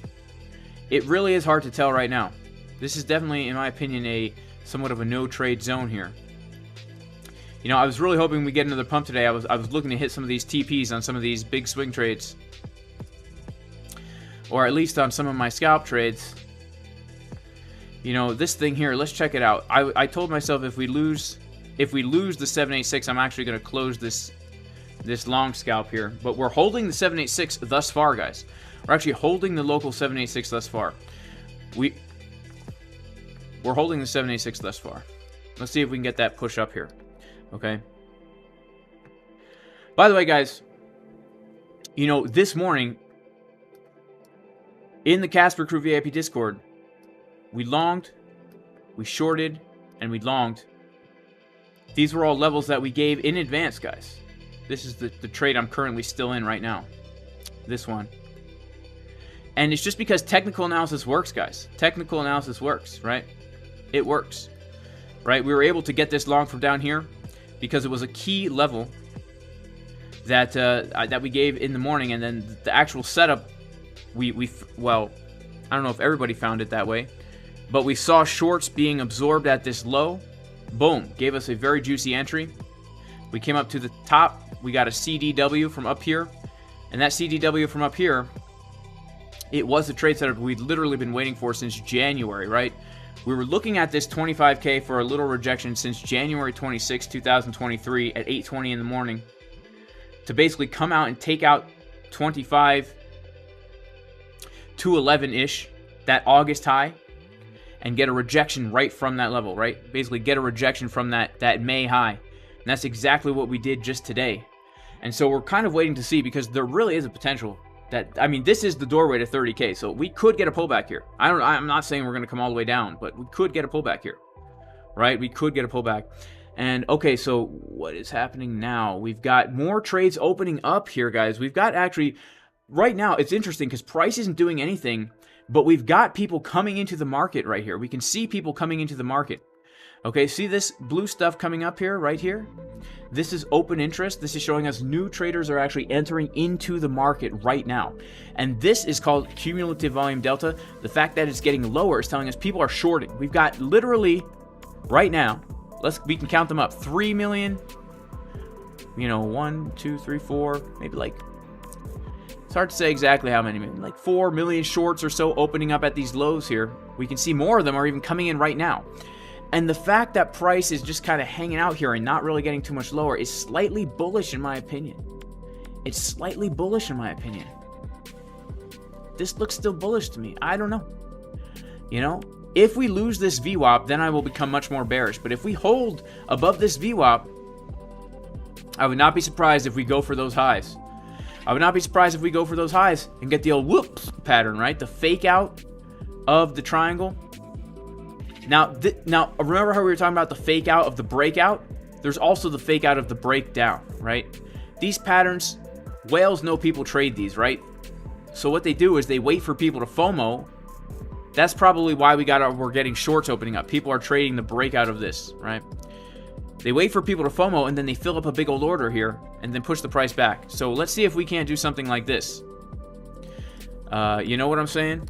Get like a move down and then a move up and then our move down, right? Stop out everybody who's shorting this. Stop out everybody who shorted this, and then we can hop into a juicier short. Of course, that might not happen. We might just come straight down from here. That's fine. For me, I have to make sure that I am closing out my long if we lose this level here.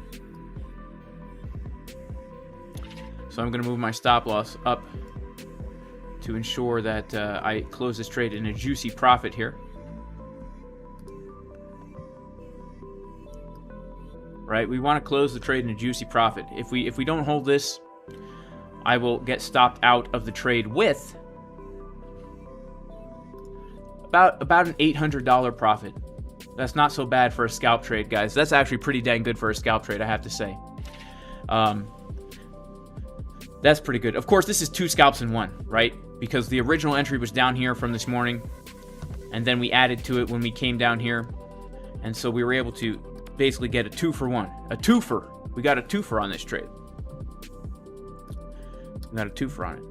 I was actually able to take 3 long scalps this morning, guys. 3 long scalps this morning. It was pretty nice. 3 longs and 1 short in this little range, guys. And all the levels were given in advance in the Casper Crew VIP Discord. And by the way, if you want to join the community, it's an educational community. We're not a signals group. You can go to patreon.com/JasonCasper.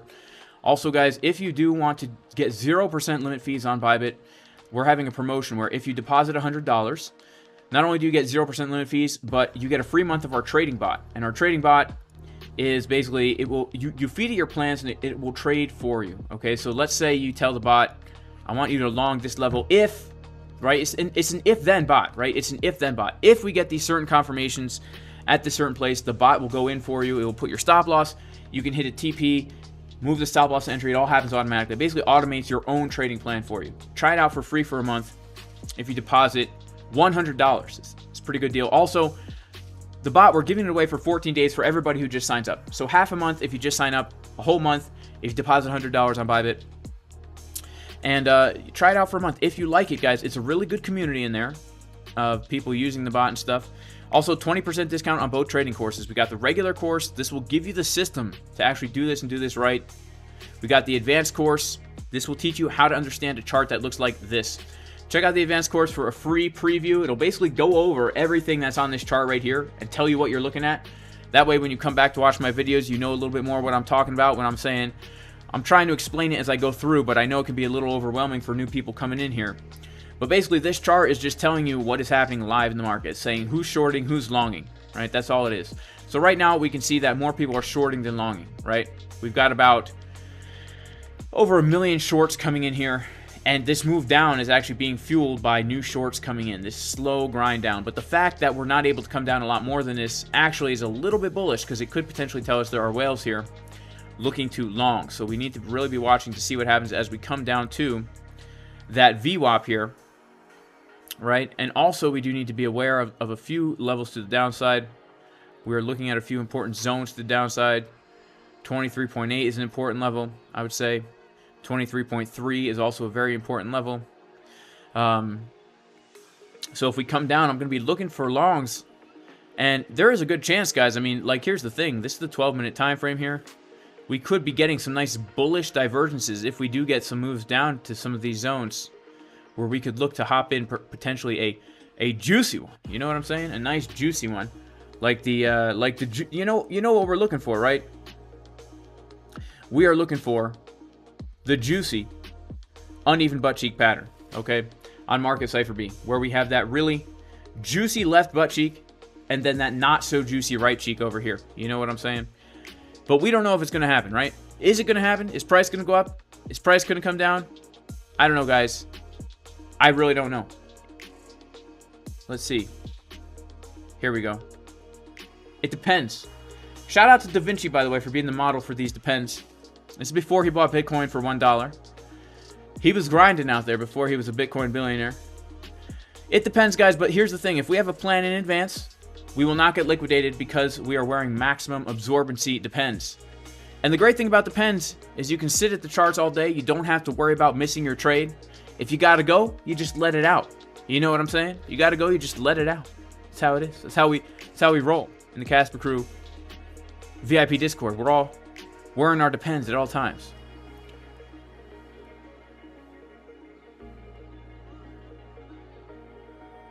Shout out to everybody in the chat, guys. Let's see if we can get 1,000 likes up in here, right? See if we can get 1,000 likes up in here. We got about 1,200, almost 1,300 people, 900 likes. Let's see if we can get 1,000 likes in here. That would be awesome. Okay, we got some other assets to take a look at right now. Let's see what else we got in here. Shout out to everybody who gave a super chat. Shout out to GB Pankers who says pump it. Shout out to J-Boy Bullish.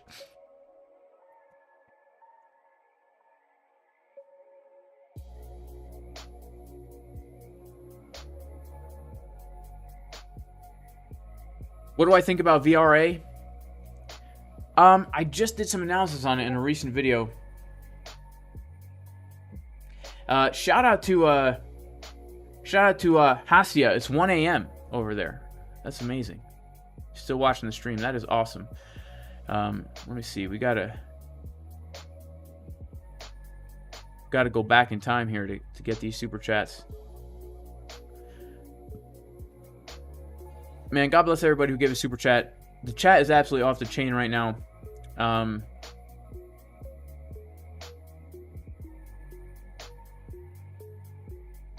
What else are we looking at here?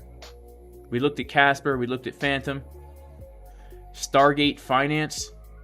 Should we take a look at Stargate Finance? Is that even a cryptocurrency? Is Stargate Finance? What's the ticker for that? I don't know the ticker for Stargate Finance. Here, hang on one second, guys. I gotta plug this on the charger. Give me 1 second here. And while we're waiting, keep an eye on my Bitcoin long. Make sure I'm not gonna get liquidated. Okay?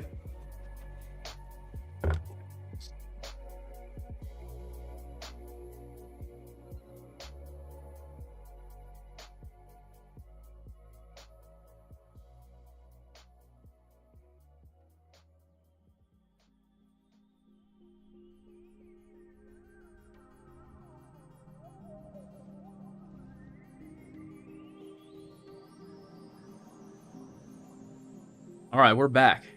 We're back. Thank you guys for keeping the charts for me. Thank you so much.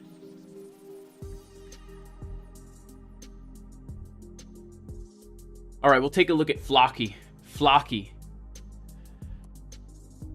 Good old Flocky. Never heard of this thing ever, guys. Never heard of Flocky. So let's check it out. It's the new CEO of Twitter or something like that.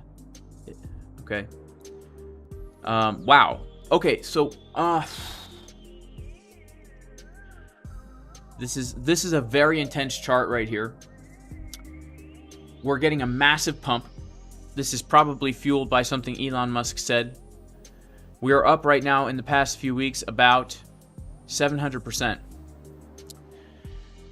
Unfortunately, I mean, we got to respect the pump, guys. We got to respect it. I don't know where a good place to long this would be, man. I don't know where a good place to get in.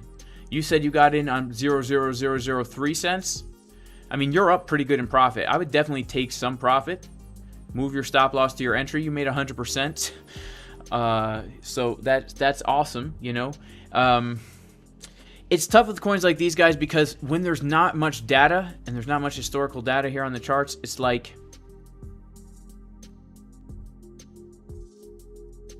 we don't really know where good levels to long are, right? I mean, right now, I would say that the only level of support that we possibly could have right here, and this like it's these kinds of things where, you know, there's no such thing as like how are we going to get a good entry? The only entry I could see right now for Flocky, if I was going to long it, would be to come back down and retest. I mean, we've got a few highs that we could retest here.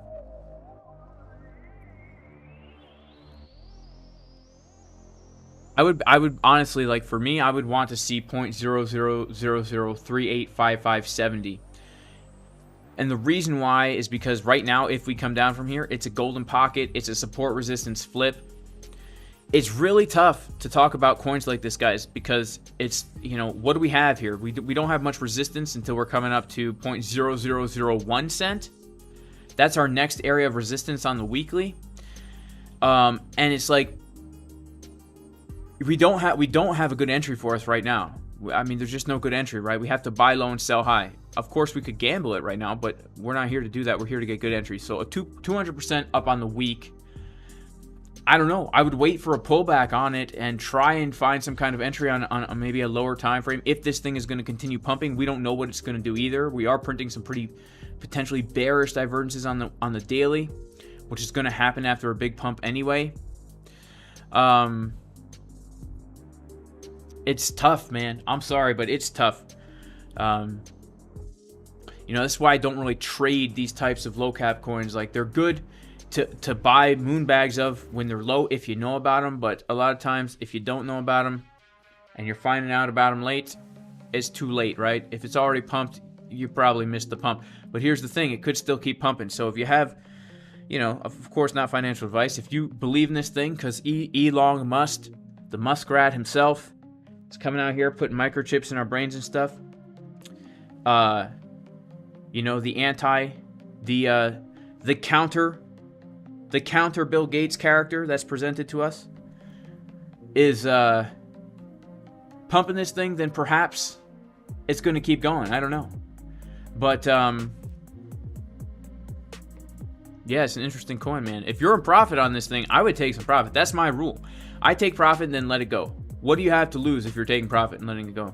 Like this long trade, right? I've already realized a 1/10 of a Bitcoin on it. That means if the trade gets stopped out now at my entry, I've made a 1/10 of a Bitcoin. But if it keeps going, if we keep going to 30K, you know what I'm saying? I have nothing. You got to put yourself in a win-win situation, right? You got to put yourself in a win-win situation. Like same with this trade here, I made over half a Bitcoin on it. I still got on the trade, you know, another almost 0.2 Bitcoin rolling. If we pump to 30K, I'm gonna be rolling in the Bitcoin. You know, same with this scalp trade, right? Lock in a guaranteed win right now of about $700. If it keeps pumping, great. If not, I made money. That's what you got to do, man. If you're in profit, please realize yourself some profits, and then the rest is just house money. You know what I'm saying? The rest is just house money. All right, let's see. So Overcome says, I liked Elon until I saw my dad's reaction to how bad he treated the Twitter employees. Did Elon Musk, what did he treat them bad? I don't really follow. All right, let's look at Bitcoin. Bitcoin's pumping. All right. Then we can take a look at Stargate. Okay, Bitcoin, it's not doing anything. It's not really doing anything right now, guys. All right, Stargate Finance. What is Stargate Finance? Stargate Finance.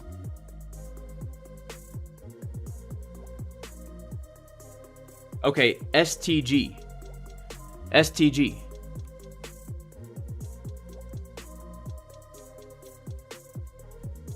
Let's take a look at it, guys. It looks legit. It's on Coinbase. Wow! Sheesh. Okay. Let's check it out on Coinbase here. Is there one for USD? Okay, we'll go to Coinbase here. All right, it's pumping, guys. It's in price discovery mode right now. Giant cup and handle broken out now. I mean, let's just, man. Okay, we're taking a look at Stargate, guys. Okay, like, again, I have to say, like, this is the kind of stuff where it's like, there's no rational, logical way to get involved in this asset now based on technical analysis. You know what I'm saying? What are we going to do? Are we going to long this? Are we going to buy this now?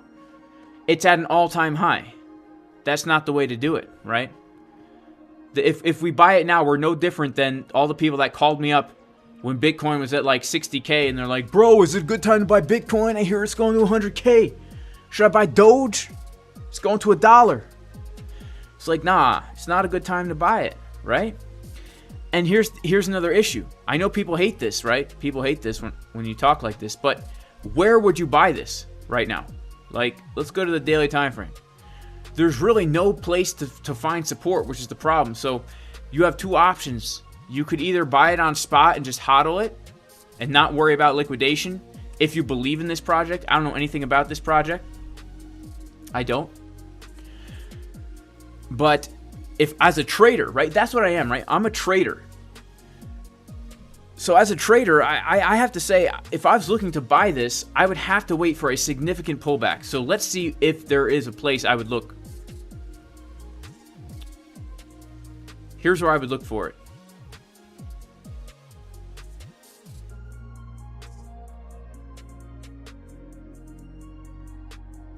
I would look to come back to 95 cents. I would retest this high, confluence with the golden pocket, if I was actually looking for a good entry on this, assuming that it's going to maintain a bullish uptrend.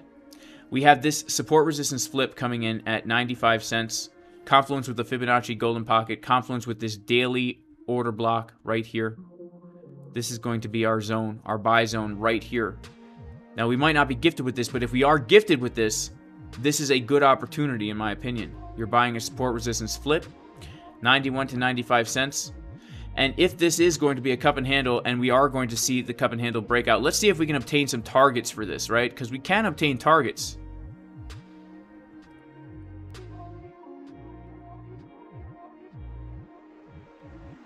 We can obtain targets. We're going to use some Fibonacci and we're going to use some good old-fashioned cup and handle methodology. All right, we're looking at like $1.70 on this. Let's also just take a look at Fibonacci trend-based extensions here.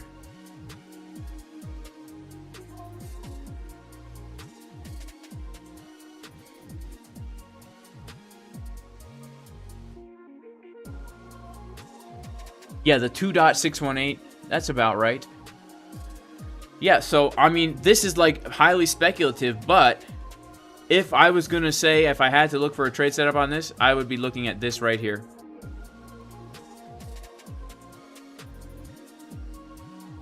And it's honestly not that great of a setup. If we bounce right from the 618, if we bounce right from 95 cents, it's a 6-to-1 risk reward. Honestly, I don't think that's worth it. A 6-to-1 is not worth it. You can get a 6-to-1 scalping Bitcoin on the 1-minute time frame. You don't have to be gambling on something called Stargate. Unless you think this thing's going to $100, in which case, by all means, you know, if you get an entry there and you think this thing's going to 100K or whatever, even if you think this thing's going to $10, then that's an amazing trade, right? That's an amazing trade. I don't know anything about the fundamentals. I don't know what it does. But let's say it goes to $10 in the bull run. Then a buy zone on spot down here, that's an excellent buy zone. An excellent buy zone. That's an excellent buy zone if you really believe in this coin. Then yeah, then 95 cents is the zone, in my opinion. You know, it's the zone in my opinion. So shout out to everybody in the chat right here. All right, what's happening to Bitcoin? Let's check out the Bitcoin here. Nothing, guys. Bitcoin is doing nothing right now, but we're still, I mean, we still have bullish, kind of bullish CBD coming in, and longs are closing out. Longs are closing out. Shorts are still opening, right? Longs are closing out. Shorts are still opening here. I mean, look at this. We're unable to make a lower low, right? So it's very, very interesting here. We're unable to make that lower low. We've kind of broken down out of this stupid triangle thing, right? Let's check out our 12-minute here. It's very, very hard to tell, right? This is definitely a no trade zone for me, right? The trades to take today, in my opinion, were the trades I took. Of course I'm going to say that. Can we look at Ape? All right, we'll take a look at Ape. Shout out for the super chat, by the way. Thank you so much. God bless you. God bless you. Ape. All right, so let's take a look at Ape, guys. Ape, I mean, let's be honest. This thing is probably bullish in the long run, right? It's definitely probably bullish in the long run. We're printing a red dot on the weekly. We just had a pretty big move to the upside, and clearly we're trading a sideways range here. I would look at this thing as one range. We're coming up to the value area high of the range. We came back down, found support on the point of control. Let's see if we had any confluences at that point of control, because if we did, then that is also very bullish. Let's see. We're going to pull our fib from the low to the high. Okay, so we front ran that golden pocket. Let's pull the fib from the low to the high. Interesting. Very, very interesting. Let's go to our daily time frame. Okay. Hang on, guys. I got to go grab something real quick. Give me, like, literally, it's right here next to me. I'm not going anywhere. I just have to...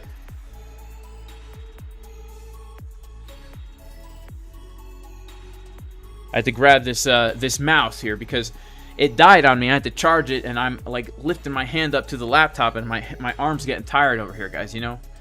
So. Okay, so man, Ape, where's a good entry? Okay, so there's a few places here that I see that I think are objectively good entries on Ape.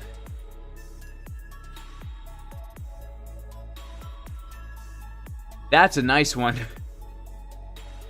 That's a nice one. $4.47.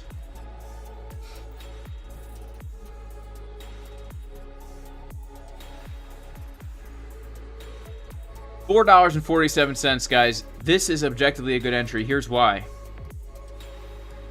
Here's why. Let's actually see if we can get more confluences there. Let's pull the volume from the bottom. Okay,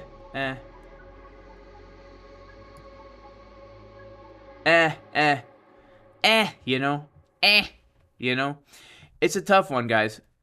It's tough with the volume. We'd like to find confluence of volume and Fibonacci.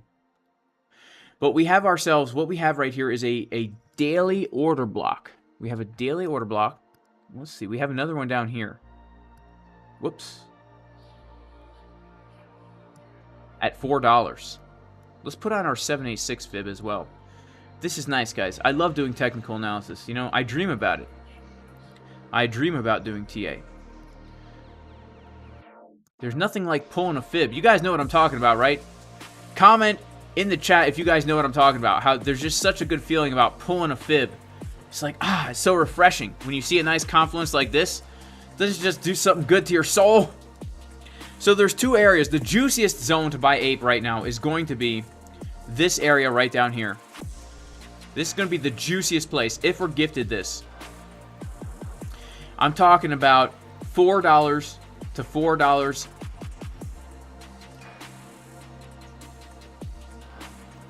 I'm talking about $3.75 to about $4. Because what we have here is we have the golden pocket. We have the value area low of the range. We have the daily order block. And we're still maintaining the integrity of an uptrend like this.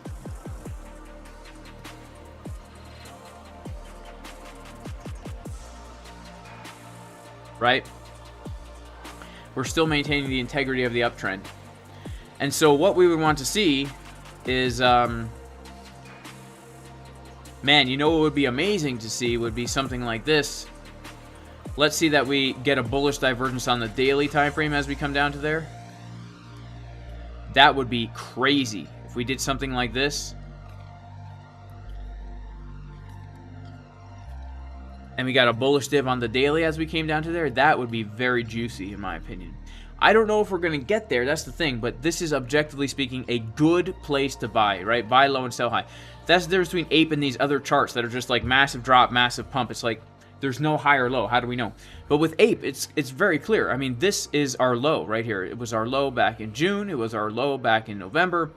And then we reclaimed this low and retested it as support. And now there's just massive amounts of confluence here. The second place I would look to buy Ape would be pulling the fib from that first high or low to our current high. And then we can see that we have another golden pocket coming in just underneath these previous lows. And what I like about this is that it would be basically a liquidity grab, right? We would take all these. There's two things I really like about this. First of all, it looks like a head and shoulder, right? And I love to long head and shoulders because what's going to happen is you'll probably have a lot of people try and short the head and shoulder. And what happens is, you know, whales know that people short head and shoulder patterns. So what they do is if they know, let's say for example, like if I was a whale and I was needed to fill up a big long order, right? A big buy order. I can't do that unless there's people to sell it to me, right? If I go to a store and say, hey, you know, I need 6 of these Super Mario Brothers hats. They'll be like, I'm sorry, we don't have 6. Huh. How am I going to buy 6 hats then?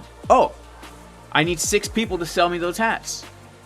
So if I was a whale and I wanted to buy Ape coin on margin or whatever, I would need people shorting it. I need people selling it before I could buy. And when will people sell it? When they see the breakdown of the head and shoulder, right? So what this will do is it will be a massive liquidity grab. We'll have a lot of people shorting, and pretty much everybody who's long from here will get stopped out, will grab the liquidity into the golden pocket, and boom, get a move to the upside. And so, you know, we got to think what's going to wreck the most people, and where's, you know, where's the liquidity here? And it's down right below this zone here in the golden pocket. So we want to also see bullish divergences maybe on the 1 hour time frame as we come down to that level, right? And it looks like we could very well see that if we get a move down like this. Let's say we get like a few drives down, we could do something like this, right? What we want to see on Market Cipher B, you know, I use Market Cipher. You could use whatever you RSI, I don't know, but Market Cipher is way better with the money flow. But again, we want to see that uneven butt cheek pattern, right? The left juicy cheek, that right not so juicy cheek, right? All right. That's it for Ape. Let's see. We got, can we take a look at QNT? Sure, we could take a look at QNT. Man, God bless all of you guys. Thank you so much for being here, listening to me talking all this. Make sure to like the stream. We got, wow, 1,300 people. I can't even believe that, man. You guys are amazing. Man, God bless all of you. Okay, let's take a look at QNT. Quant. Right?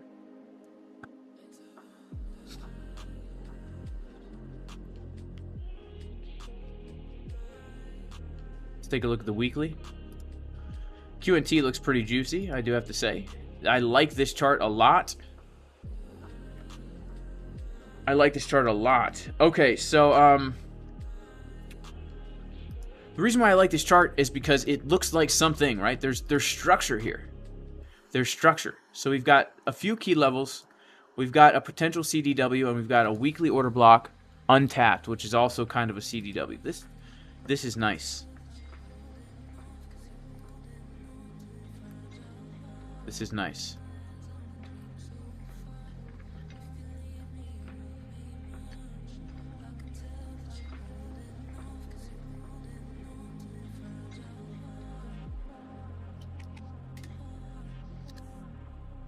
All right.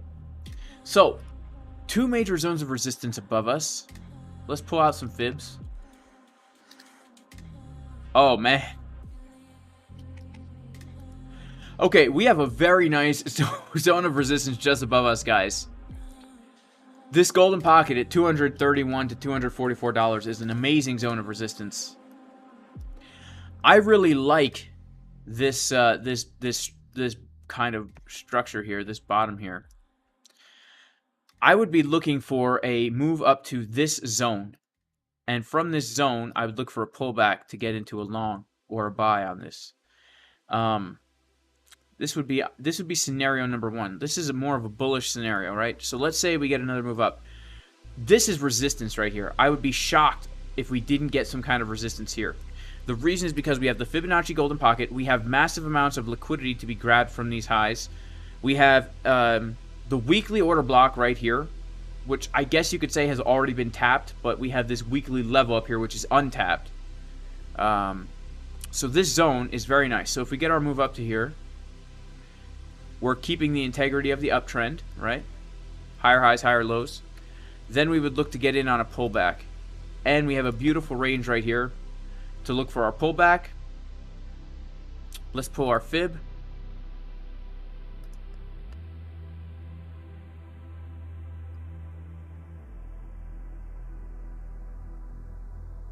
Hang on. You guys ever pull the fib out the wrong way? You go to pull out the fib and you're like, wait a second, this ain't right.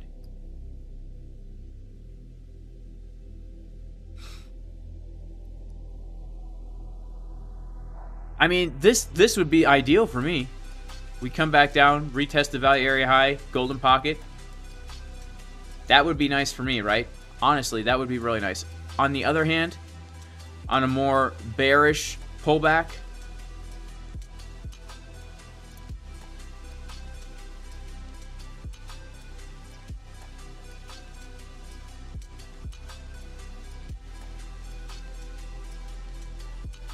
yeah, I would say 100. Basically, I'm pulling the fib from the absolute low, and then I'm pulling the fib from the most recent low. We can pull multiple fibs, and basically, we're just gonna be looking for bullish divs on both of these fibs. So we got like 180 would be support number 1, and then I would say 135 would be support number 2.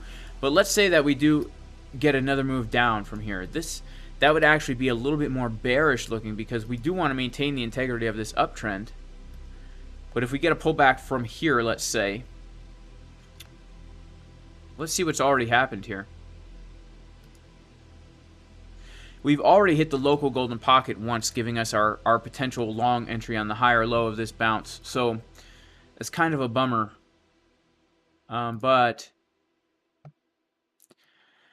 I would say maybe if we just come down more from here, and we're looking also, like, the hypothesis is that the uptrend continues. So as long as we don't put in a lower low here, then we're still good with our plan. So this would also potentially give us a long entry to come down to this high volume node at around 109. And then for that, it's a very clear stop loss if we're trading on leverage or margin, because we just put it below the last low, right? Because if the integrity of the uptrend is broken by putting in a lower low, then our idea is wrong. We get out of the trade. And then we would target up to this zone right here. And this is actually a very nice setup. So if we come down lower, we could be looking for 109, 109-ish, right? Stop loss below these last lows, target these highs. If we pump up from here, we're looking to come up from here for our pullback and then get long at either 175 or maybe coming back down to like 135. Right? These are like the if-then scenarios. So that's what's great about being able to do TA, is because you come to a chart, you don't necessarily know what's going to happen, you don't really care, but you are you don't know, you don't care, but there's multiple plans that could play out, giving you endless amounts of opportunity. It's such a freeing feeling when you don't have any FOMO. You know, okay, I'm at this chart, I don't have to rush into any position now. I can wait for one of my plans to play out. You have multiple plans for multiple assets. You're going to end up with something. You know what I'm saying? That's the way to do it. All right, let's see. 17% stop. Yes, 17% stop. So here's the thing about stop losses, my friend. The percent of your stop loss doesn't matter, right? What matters is the risk-reward ratio, okay? That's all that matters. Doesn't matter about percent of the stop. Here's why. We're not risking 17% of our stack on that trade with the 17% stop loss. We're risking 1 to 3%. Okay, we're risking 1 to 3%. That means whatever our stop loss is, regardless of the time frame we're trading, regardless of how big or small that stop loss is, we are risking 1 to 3%. Okay, let's take a look at Bitcoin. Is dumping right now. Bitcoin is dumping, and let's see if we put in a lower low here or if we hold the integrity of this higher low here. Okay, let's see.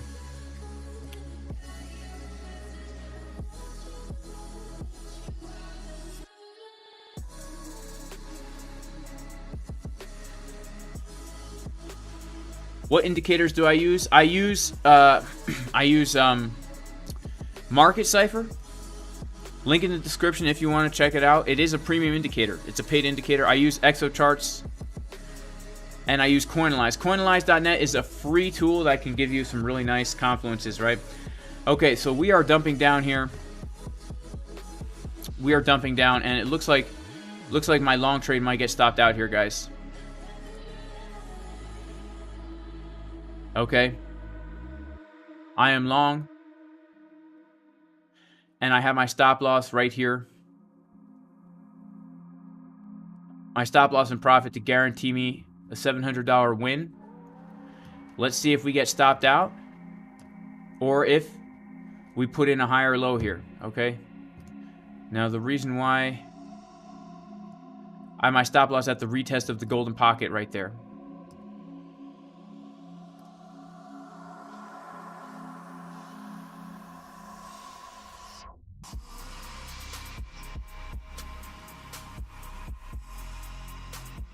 All right, let's see what's happening on Coinalyze.net. I mean, oh man, this is intense. So that bullish CVD is now invalid, guys. That bullish CVD is now invalid here. So this could have been a high. We can expect maybe more of a pullback right now, okay? If we start to put in lower lows, we can expect more of a pullback, okay? And then we'll be looking at levels to the downside where we can be looking to long if we get more of a pullback here, okay?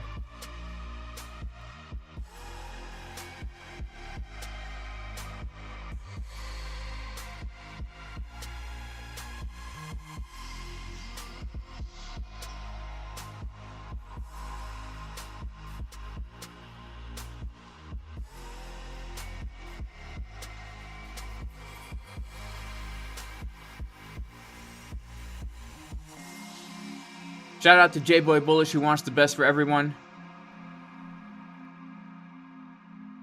19K incoming, says Miguel Dos Santos. Miguel, 2 saints. Michael, 2 saints. That's what your name means, I guess.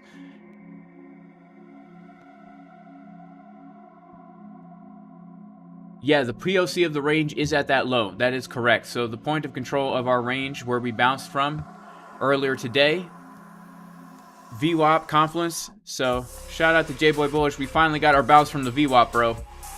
It is also this right here. We got a POC down there.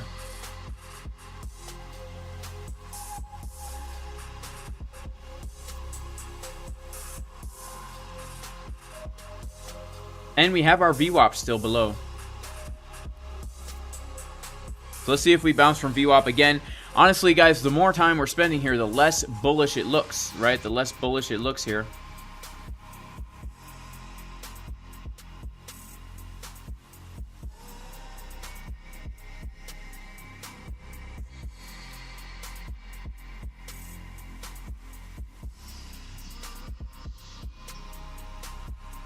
Did I take a short? Yes, I took the short. I took the short from the high.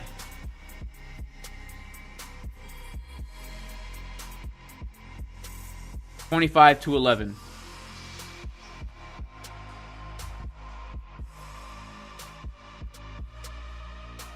Man, but we might let's see what happens here. I mean, really, this is very, very interesting price action today, guys. Very, very interesting price action. Low volatility, grinding along.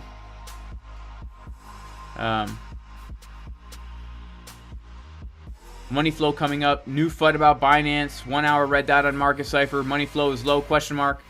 Pull a spider line from the 13th of March 2018 to 2019 high. All right, let's do that, dread mining. From the 13th of March 2018 to the 2019 high.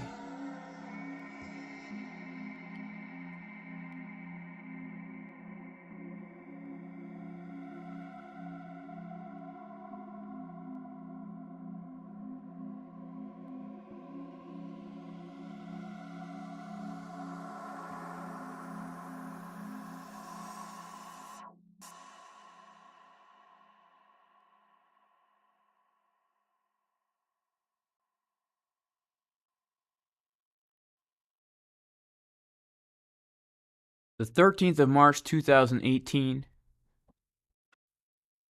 to the 2019 high.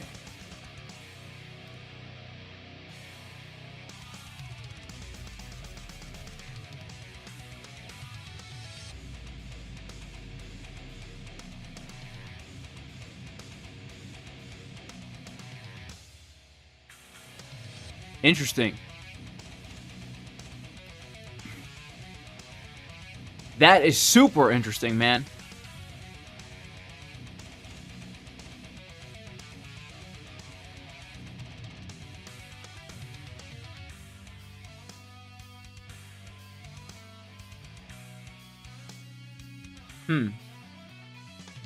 It's hard to say, right?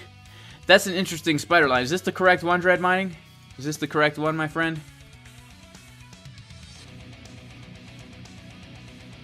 Alright, is Bitcoin pumping?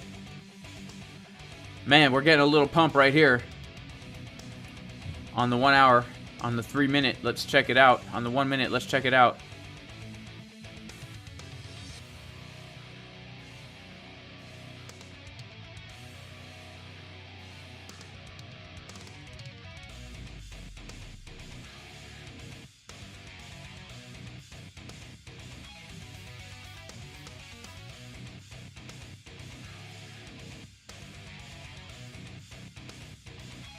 Dr. Shiba, what's going on? Well, Dr. Shiba, we got a CDW of the high.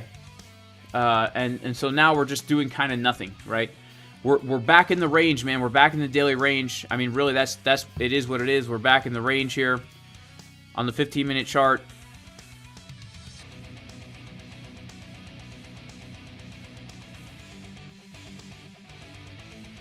We're back in this local range, man.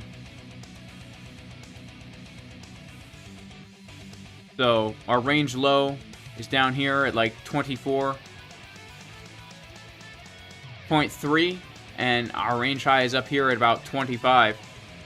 So 24.3 guys this morning in the Casper Crew VIP Discord. Level given, long taken. The short from 25.2 as well. These are things that we are prepared for, right? The if-then scenarios. The if-then scenarios, right? The level from this morning, 24.3, golden pocket, daily open long zone. Been looking at the short from 25.2, guys, literally since January 26, 2023. What song is this? This is a song called, I wrote this song myself. I don't have a name for it. I wrote and recorded this song myself. I don't have a name for it.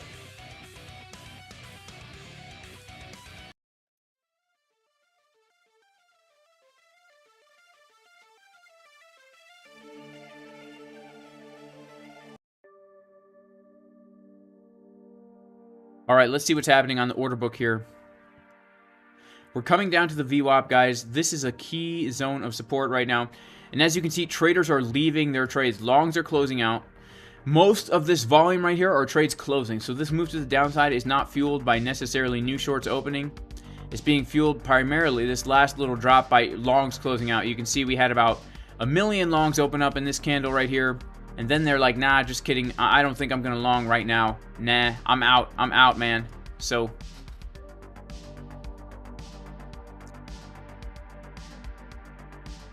how long have I been streaming? I've been streaming for 2 hours. Sheesh, man. That is crazy. Wow. Can't believe that. Am I using log scale? Which chart? Yes, this is log scale for Bitcoin. It is log scale. Yes, indeed. But I'm on the 12-minute time frame, so it doesn't really make much of a difference. But I just turned it off log. This is the difference. Log, no log. Log, no log. Log, no log. Log or no log. Sounds like a game or something. You know what I'm saying? Shout out to Overcome. What band was I in? I can't really say, my friend. I try and keep it on the down low, you know. Try and keep it on down low, so. Do I listen to Darkest Hour? Yeah, I have, you know. Yes, it was Metallica. It was Metallica. You guys ever heard of Metallica? DXY just did a large spike. Okay, let's check out the dollar. Let's check out the S&P. Let's check out the dollar. These are important charts that we need to be keeping our eyes on right now. Let's check out the dollar. Let's check out the S&P. The dollar and the S&P. The dollar and the S&P. All right. DXY. Now remember, DXY, guys, came down to pretty key support, started to get a bounce on the weekly time frame, looking pretty bullish. Let's check out. We haven't looked at it the whole stream, so let's see. Wow, the dollar seems to be making higher highs and higher lows, breaking out of this Fibonacci golden pocket right here, right now. And wow, that is bullish, guys. And I do have to say the daily on the dollar looks bullish. The weekly on the dollar looks kind of bullish. Like we could get another push up. And if we do break out of here, guys, there is a growing chance that that $25,000 high was indeed the high, right? Was indeed the high, at least locally, right? At least locally. So we'll have to kind of wait and see how this all plays out here, man. But you know, I'm gonna do what I do, which is hold my swing longs and hold them as long as I can, see what happens, and now hold the short from 25K and see what happens, right? So the dollar is breaking out of this fib, and if the dollar does break out of this fib, then we do have one more Fibonacci golden pocket that we need to be aware of. That is going to be above us right here at about 105. So I wouldn't be surprised if we come above this golden pocket that we do make our way back up to these highs around 105. It's an important support resistance flip. Right, we can see it was a low back here in August 2022, and indeed also it's a weekly order block from December. We wicked up to it again here in January. We got this big move down, CDW from the low. Now we're back up at the Fibonacci golden pocket. We were thinking we were going to reject from here last week. If we take a look at a lower time frame like the daily, we were thinking this was absolutely a rejection. Bitcoin was pumping. We thought maybe we were going to reject from here, but yeah, let's see. Now we're putting in a higher high. So that is not the most bullish thing in the world. And Bitcoin continues to get moved down here. And yeah, let's see. Let's see if we come up to the high volume node of the range and the golden pocket, right? We are coming down right now to the VWAP. To the VWAP and as well to the Fibonacci golden pocket. So let's see if we hold the high volume node of the range. If we don't, guys, there's a good chance we make our way back down to the low of this range right here. Okay, and honestly, I would be looking to potentially my next major zone I want to long be 23,800 zone. Okay, we're coming down to the GP, and okay, so let's check this out because my long is about to be stopped out here in profit, right? So I hold my trades. Okay, I longed from this wick right down here. I moved my stop loss into profit. You can see I'm pretty much guaranteed a $700 profit if stopped out. Not bad for a scalp trade, if I do say so myself. And after I am stopped out of this, I'm still holding swing longs from lower, so I will look to add to these on the way down. I'm in multiple swing longs right now, as well as the short still open from 25.2K. So does not matter to me if I make money getting stopped out here, but let's see what happens. We're back down to the Fibonacci golden pocket. Let's see what happens here. Okay. Let's see what happens here. I am still kind of bullish on Bitcoin. I'll be honest with you guys. Like, overall, I am still bullish on Bitcoin.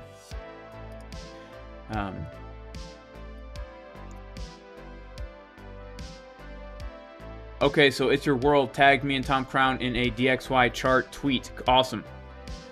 Yeah, guys, make sure to follow me on Twitter, also at Jason_Casper. I only have like 9,000 Twitter followers. I'm trying to get 10,000. That would make my life complete. I feel like a real YouTuber up in here. You know what I'm saying? I feel like a real YouTuber. NASDAQ is dumping. What if Bitcoin just ranges between 18 and 25? Yes, that's very possible, Divine Hood. Because here's the thing. Where we're at right now in the market cycle is pretty much the time where we range, right? We just range. And until the next bull market comes in, we expect the range, right? We expect the range. We love the range. We like the range, right? We're in love with the range. Stephen Beckstead, I'm going to Walmart today and buying some healthy foods. Any recommendations? Yeah, anything that doesn't come in a package, man. Like any whole food that doesn't come in a package. Shout out to Juicy Crab Dipple Dangler. Says Solana. Yeah, we could take a look at Solana. Yeah, any food that doesn't come in a package, guys. You know, I try to eat foods that, first of all, I either grow myself, and I do grow a lot of food myself. About 50% of our food we grow ourselves. And that consists a lot of squash, potatoes, greens, beans, eggs, chicken. You know, all summer, like we eat vegetables from our own place all year long. Potatoes all year long, squash all year long, frozen zucchinis and kale and Swiss chard and beets and parsnips and all that stuff. We eat that all year long. And eggs, guys, I eat probably like 6 to 8 eggs a day or more. And anything that doesn't come in a package, right? You know, food that God made is what I think is best. And I could be wrong. What do I know? I mean, man knows better than God, right? So that's why pretty soon we're going to be eating plastic, synthetic plastic food. It'll be better for us.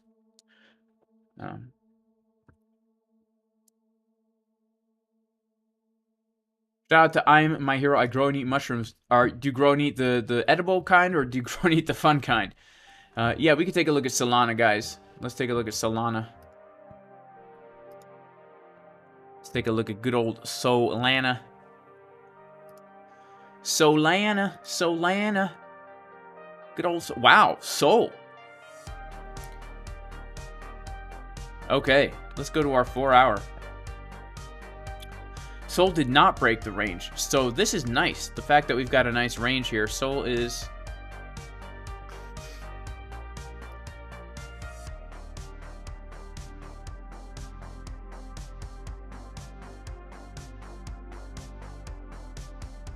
Sol got a nice, juicy bullish divergence on the daily.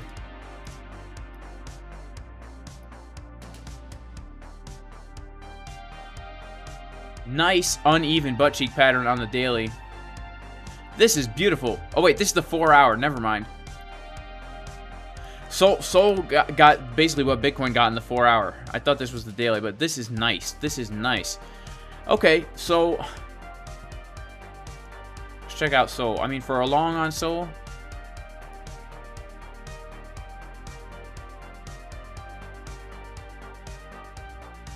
I mean, for me, an obvious Sol long would be 21, 22 bucks. That would be an obvious long for me. Support, resistance, flip, golden pocket. Assuming the bullish market structure continues, we would be looking for this zone right here, and I would look to do this.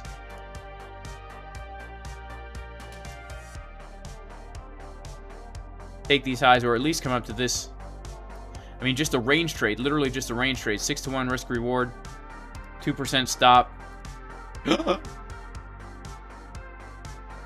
Uh-oh. Dang it, guys. I'm about to get stopped out.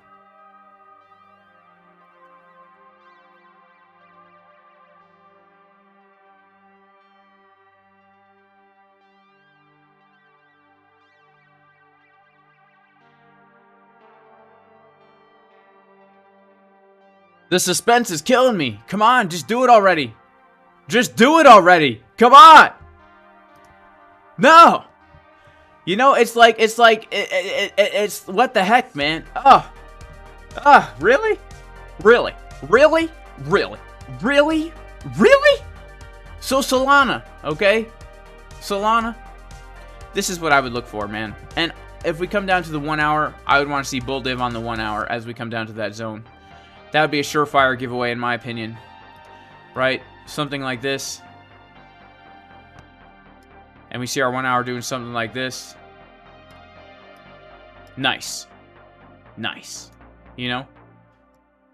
That would be very nice. That's what I would look for, honestly. Because it's just a clear support, resistance, flip. It was support all this time. It was resistance. Now it's the value area low, golden pocket. Very, very easy, clear setup right now. Okay? Let's get back to our stop out over here. You know what I'm saying? It's like when you're going to the lab for a blood test and they're about to stick you with the needle and they're like, oh, wait. And then they're about to stick you again and they're like, wait. And you're like, I hate needles. Come on, just stab me already with the freaking thing. Right? You know? All right, stopped out with a $700 profit, guys. Not bad, you know? Not bad. I'll take it for the day. I'll take it for the day, you know? I'll take it. And then I'll just chill in my other trades. You know, got some longs open up here. Got some shorts open down here as well. Got some shorts, got some longs, baby. We're chilling. We're sitting pretty right now. We're sitting pretty.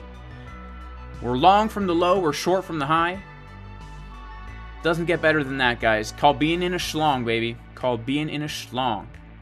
I mean, literally on Bitcoin, I'm long from here and I'm short from here. It doesn't get any better than that, guys. Both trades have guaranteed winning profits. You know, both trades guaranteed in profit. And no matter what happens here, I'm going to be making some Bitcoins. Both of these are inverse perpetuals. You know what I'm saying? So we are coming down to the POC. Let's pop on back over here. We're coming on down to the POC of the range. Finding support. Let's see if we find support at the 0.65. We've already kind of tapped it, but sometimes when we get a fast wick down, it doesn't count. Let's check out our order book right here. Let's check out our order book. Let's see what's going on in real time. Wow, guys. 4.2 million longs opening up underneath the VWAP. Shorts closing out, longs opening up underneath the VWAP. Longs opening up underneath the VWAP, guys. 4.2 million of them opening up, even more opening up right here. We got the longs pouring in right now. They are hitting the long button. Interesting developments, guys. Interesting developments. What other exchange I'm using? I'm using MEXC. MEXC is the other exchange I use. I really like it. It has amazing liquidity. I have no problem getting big orders filled. And I don't trade with big orders, okay? But on PHEMEX, I had issues getting like 100,000, 200,000 contracts filled on a limit order. And it was a pain in the butt. And PHEMEX would lag. It would lag like crazy. This exchange doesn't lag. The mobile app is really nice for MEXC. I like it. It's as simple to me as using ByBit, honestly. MEXC is as simple to me as using ByBit. I really enjoy it. I recommend the exchange. I had 0% limit fees on it. I'm trying to get that back. I think I just got it back. I think I just got 0% limit fees back on MEXC and a 33% discount on market order fees. But the 33% discount market order fee on MEXC is about the same as the regular market order fee on ByBit. But for me on ByBit, I get cheap market order fees because I'm VIP. I'm VIP because I have a certain amount of trading volume on here.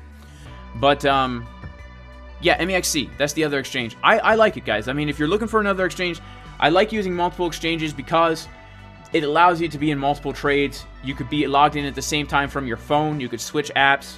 You know, for me, I'm chilling with the phone, iPad, and laptop combo. That's how I like to trade here. So Bitcoin's getting a little bit of a move down right now, as we can see. Let's put back on our chart here. Oh man, we just put in a lower low. Okay, we just put in a lower low. Okay, so let's see if we go for these lows. 24,322.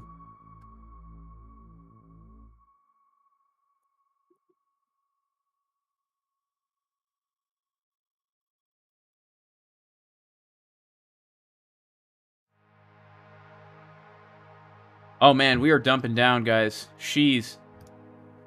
We are dumping. Okay, so let's take a look here.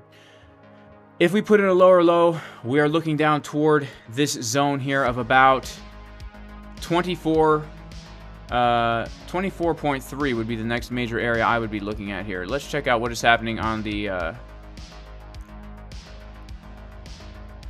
Coinalyze. Wow. Okay, big decrease of open interest here. We've just taken out this low. We've taken out these lows. Wow, we've taken out this low. Okay, we are dumping down right here. Sheesh, man. This is absolutely insane.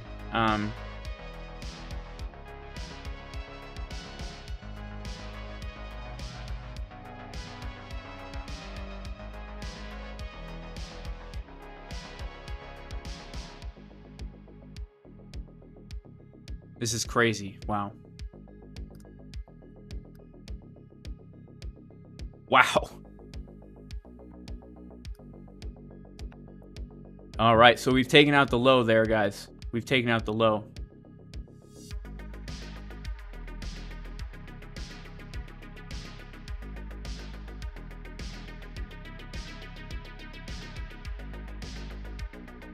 All right, we've taken out that low. Now, let's see if we take out this next low down here.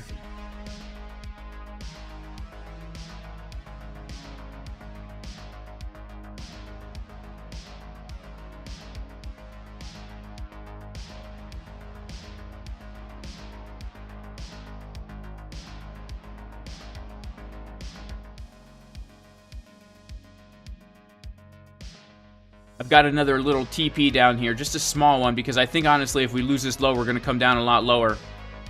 I think if we lose this low, we're going to come down a lot lower here, guys.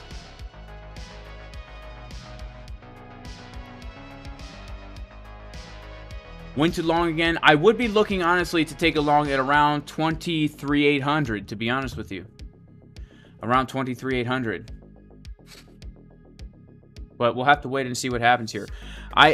We are... Yeah, that would work. That's where I would look to long, okay? We're coming down to near our daily open.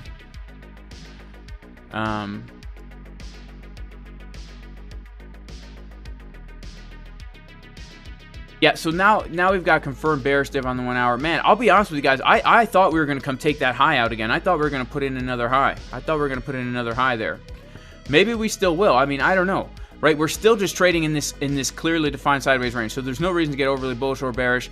For me, I understand that we're coming down. We could just grab the lows from this morning. Honestly, value area low 24.3, 24,300 is probably an area to be looking to potentially grab a long scalp.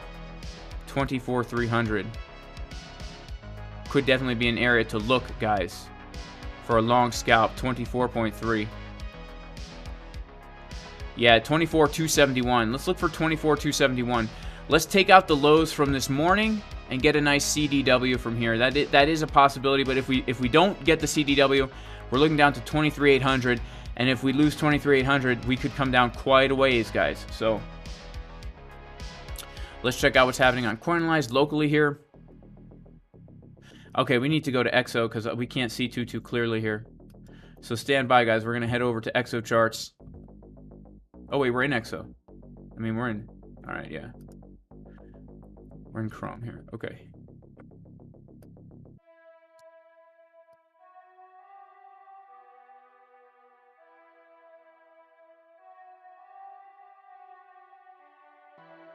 All right. We've bottomed out here. We actually do see somewhat of some potential absorption at the low here. Let's check out market Cipher on the 1 minute. 12 minute, nothing. 1 minute. We don't have any bull divs on the 1 minute yet, guys. Okay, so let's see something here.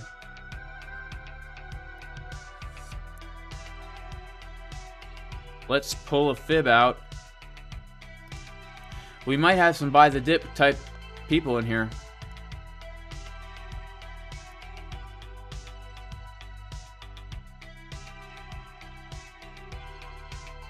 Yeah, we did see some absorption of shorts here. So you guys see how this, because if anyone is watching and doesn't know what absorption is, here's what absorption is.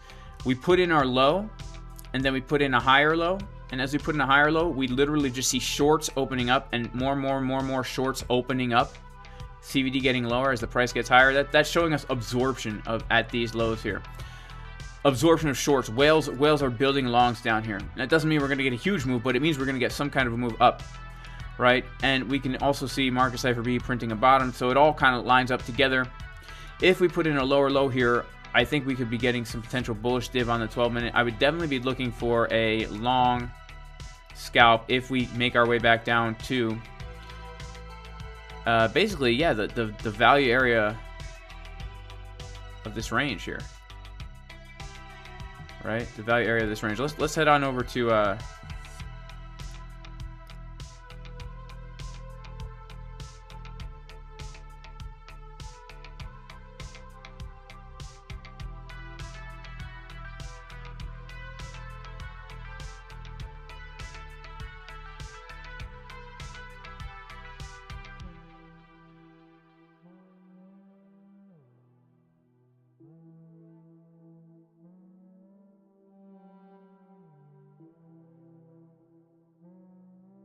all right, so we also do need to be aware right now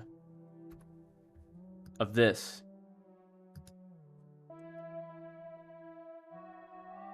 Of potentially now getting another retest from the golden pocket, because we did get our first move down and then we back tested the zone between the golden pocket and the 786.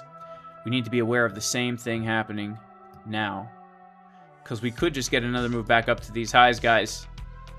Yeah, it could just be, it could be one of those, you know, it could be one of those.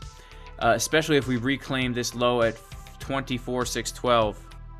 If we reclaim the low at 24,612, yeah, then it could be another move back up to there. This is our first zone of resistance, and then we would have other zones. Like, I would consider this also to be an important zone of resistance. Let's get back to our actual chart here, and let's go down to a lower term time frame, like the 5-minute. And let's just look at this volume here.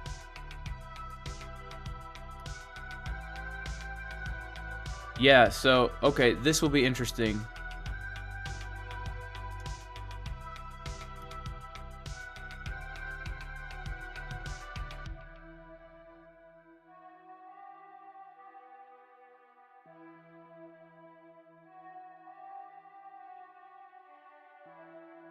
Okay, so we do have some important zones here of resistance. You know, this is going to be an important zone. Obviously, this is going to be an important zone here. And if we come down lower, I would be looking toward this line, this daily open. It's also value area low at around. I'd be looking at the, yeah, around this zone. Also potentially hopping in a long as well. If we come in here for a long scalp, I think that could actually be kind of nice, especially if we do something like this, and then we kind of roll over and get another big drop down into here. That would allow us to get some nice bull divs, which could give us the long scalp entry from there, you know. So I would look to take that for certain. So basically we're looking to come down back to test these lows right here. And that's also where I have my next take profit, is at those lows as well. So I'm being cautious on the take profits here. Obviously, I want to be in profit, but I'm understanding this could give us a significant pullback. So I'm not really looking to take too much profits out, so I could hold myself a nice size position on the way down if we get more downside here. Shout out to Tom Crown, 12,000 viewers, 12,000 likes, 1,200. Yeah, that is crazy, right? Man, God bless you guys. And God bless you too, Tom Crown. Thanks for being here, man.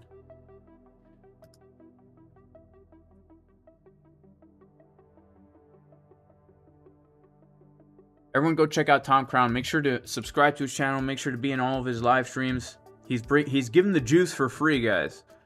Tom Crown is bringing the fire and giving the juice for free. It's one of the good guys in crypto. In TA. He'll tell it to you how it is. He'll tell it to you how it is.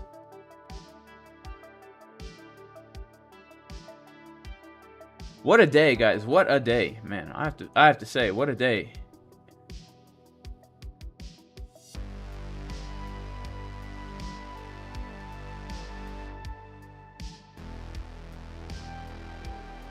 All right, well, let's check out again coinlines.net. What is happening here? We did see some slight absorption. Let's pull our fib. Let's see if we see absorption again here, guys. Let's see if we get another move to the downside. We might actually be able to hop into a long right from here. What we want to see is we want to see the price come down into this zone right here between the golden pocket and the 786 Fibonacci. And we want to see absorption happening. So if we see open interest increasing, if we see the price coming down to here, and if we see this getting lower right here, if we see this getting higher. Shout out to Brock Lenders. Jay, how do you know when to take profit in a swing trade? You take profits, first of all, you take profits right away to make sure you're not going to close the trade in a loss. And then you just set them on the way down, bro. Go back and watch my streams from last week where I was short from 24K. I had take profit set all the way down to $8,000. And I had locked in a significant profit on the trade. And once I lock in a profit, I don't worry about it, right? It's either I make 0.03 Bitcoin and call it a trade, or I'm going to be setting take profits literally all the way down below 15K. If it depends on how low we come. That's how you got to approach the swing trade, right? When you're swing trading, you want to be looking at the charts on a higher term time frame, like this, like the weekly, right?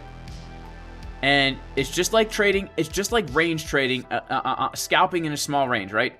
We know that this is our resistance, okay? So the ultimate goal of the trade is to come down here. We're a swing trade. Just like when we're trading the lower term time frames, when we're scalping, we're looking for the lows to the highs of those small ranges. It's the exact same thing right here, man. And so what I do is I've already taken a profit after this tiny move to guarantee a win. But if that was the high, then, and there we know there's a potential for this, you set profits along the way. So for me, major TP would be 18.5, major TP would be 15.5, and then, yeah, why not? Because if we put in that lower low, we know that this, even though the bottom of the cycle is in, it doesn't mean the bottom for Bitcoin is in. And we also know this is the last major resistance until 30K. If we don't claim this level, well, we might just range here, right? We might just continue the range, right?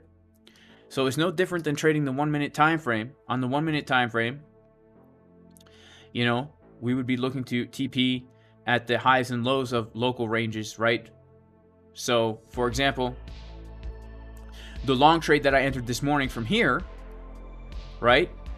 I TP'd on it at 24,929, basically 25K. Why did I TP there? Because that was the high of the range, right? So that was the high of the range. I took my profits right here, okay? With this as well, when I relonged here, right? I took profits at 24.8-ish. I could have taken profits higher, but I was targeting back up to the high of the range. So that's basically what you're going to do. You're just always going to target the lows and the highs. And it doesn't matter what time frame you're trading on, you know? So, I mean, honestly, the idea for this trade, right? The idea, like here, the true idea, and here's the thing, I hope this doesn't happen, man. I hope that this doesn't happen. Let's see what's happening on CoinLise, actually. Hang on. I hope we don't come all the way down. Okay, so we didn't really get any absorption here, but nonetheless, we're coming down to our golden pocket, right? We're coming down to the golden pocket, 786 zone, but we don't see really absorption down here. We don't see absorption here, which is not as surefire of a trade move to take, right? When you don't see absorption, we would want to see the open interest getting lower here. I'm sorry, the CVD getting lower here, right? We'd want to see it taking out this low down here. That's what we would want to see, to know that we were getting absorption here, right? We don't see that yet. We might see it, right? That's why we got to watch. We might actually see it, but we don't see it yet. So we're right now in the golden pocket retracement here. And of course we could bounce without seeing it, right? But I'm talking about the high probability trades here. Let's see what we see.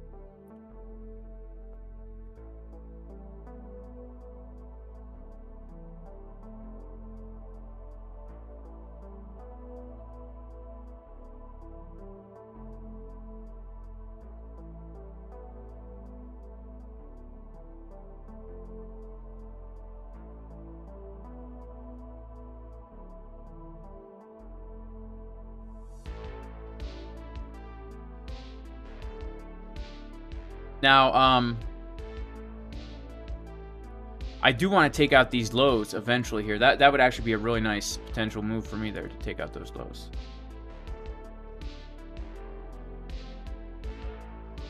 Now, some people would just trade this right away. I mean, like, because we're coming down to the golden pocket, you could say that this is a very, like, low-key, should I say, a low-risk trade setup here.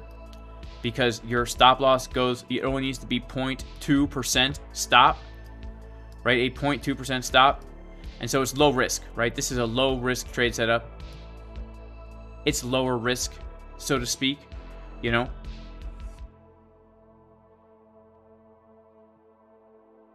Our stop loss would have to be at 24,508.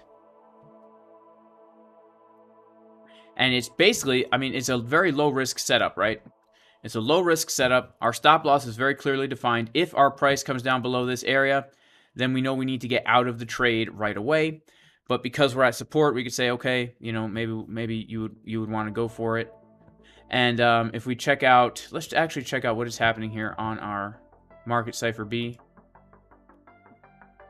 I mean, we are getting a trigger wave here, so yeah, you know, it obviously is not the best setup in the world, but it's clearly defined, right? It's clearly defined for us right here.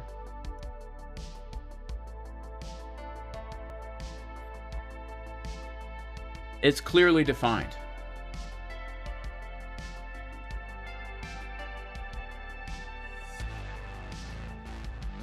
But ideally, what we would have wanted to see down here was some kind of absorption, right? We would have wanted to see this CVD come down a little bit lower than the previous CVD, right?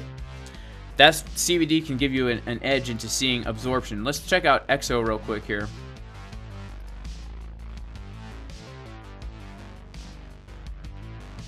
Yeah, so EXO charts, we did not see that absorption at all, but we actually did see some shorts coming in here. We did see some shorts coming in, a few more shorts coming in actually. But we don't see a divergence here. Let's pop it on. Yeah, we don't see a div, but we actually do see shorts opening up here as the price is getting lower. So yeah, maybe we could get a something here, but I would prefer lower here.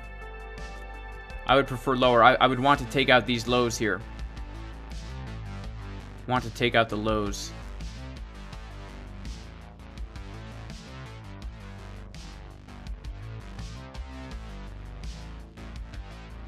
Or a long scalp. That would be a nice potential long scalp into the value area low of the range slash the this key support resistance flip, honestly, at 24,271. Potential CDW down here. Let's see. Yeah, potential CDW. Let's go to our 1 minute. Yeah, potential, guys. It's tough, honestly. It is kind of tough, actually.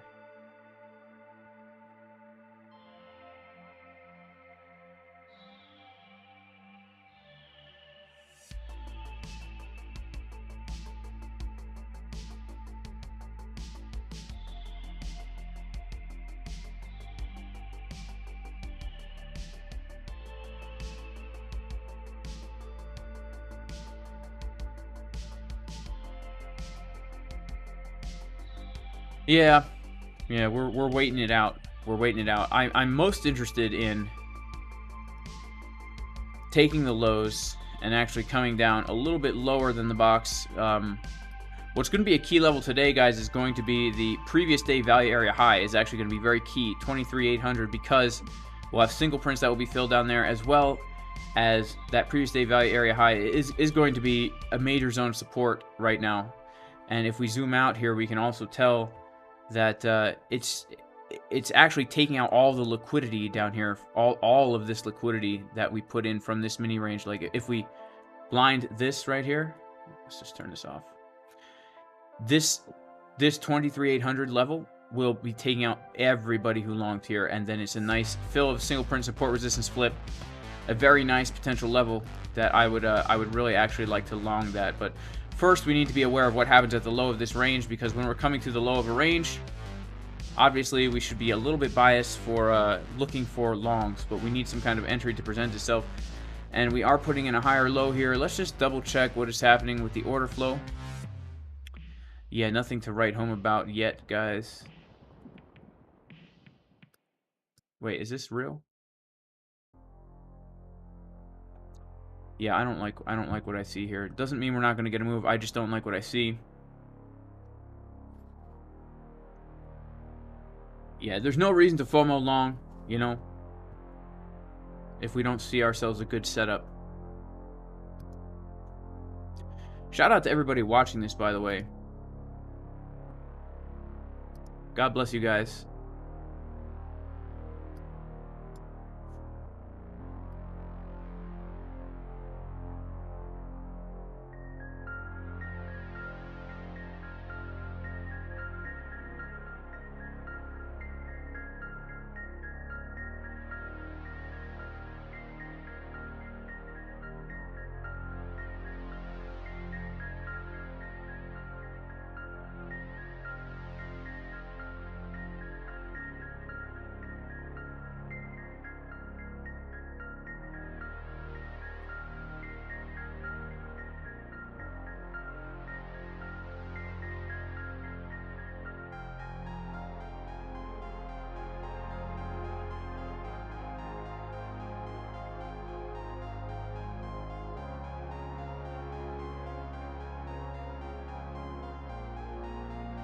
Will it test 23,600?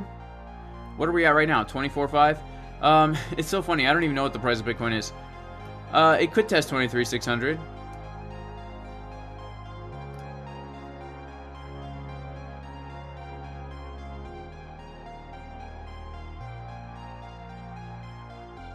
23,600. We have a golden pocket down around 23.5. So yeah, it could. We've got a lot of levels down there, man. All right, let's really keep our eyes on what is happening right here. All right, we do have some kind of absorption happening now, locally. Looks like. Let's see. Let's check it out on check it out on XO. Yeah, right here we see some shorts actually coming in here.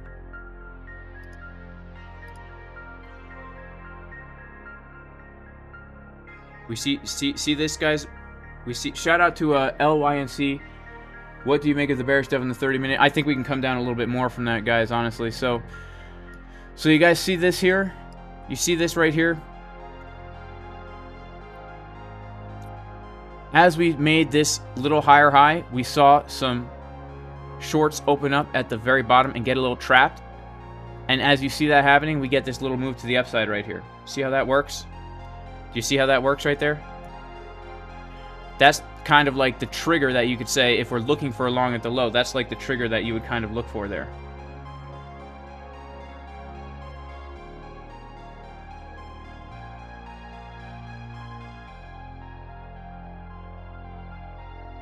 See, and then we get that kind of big push up right there.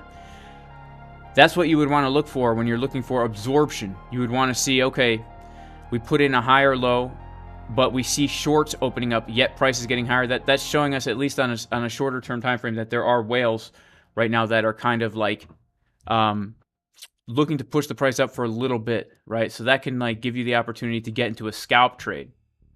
That can give you like the opportunity to get into a scalp. And it gives you a really good risk-reward ratio as well. Gives you like a super good RR.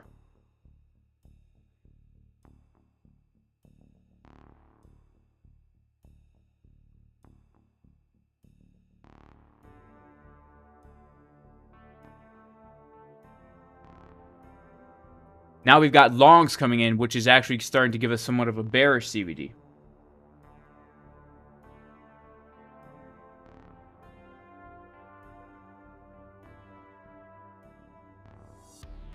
See, that's how you do it, guys. That's how you do it, right? And you can do that to get into these scalp trades and make a quick profit on the scalp, right? Then you just move the stop loss to your entry. Guaranteed a tiny little win here. If it keeps going, it keeps going. If not, you come in, you come out, make a little profit here, right? That's what you got to do. That's what you got to do. See how that works for scalping little moves like that?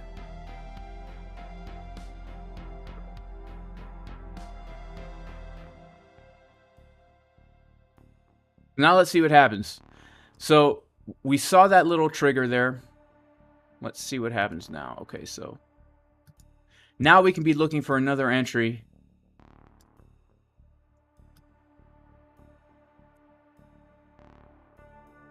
Especially if we put in a higher high here, if we put in a higher high, we can look to compound the scalp on the way back down. We can look to compound it on the way back down. So let's see what happens here. Now I've taken out a big chunk of the trade already, just locking in a little win here.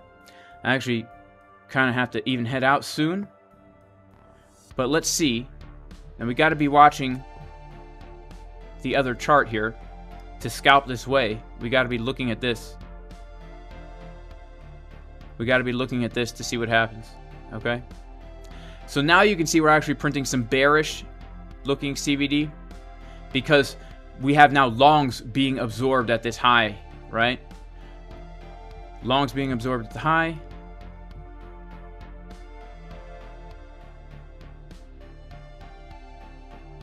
J-Boy Bullish added to the long at 24,520. Nice, man.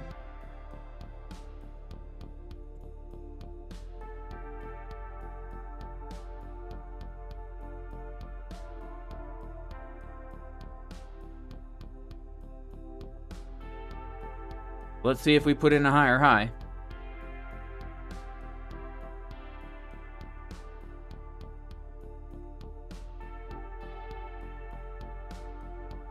Now, also, we want to be looking at our fibs.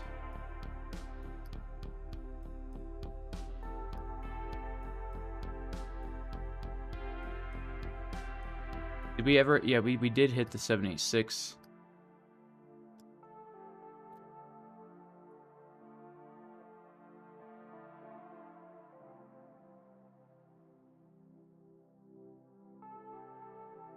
Like, we're not going to make a higher high here. And I don't actually like the look of this bearish CVD. It looks kind of bearish here, guys.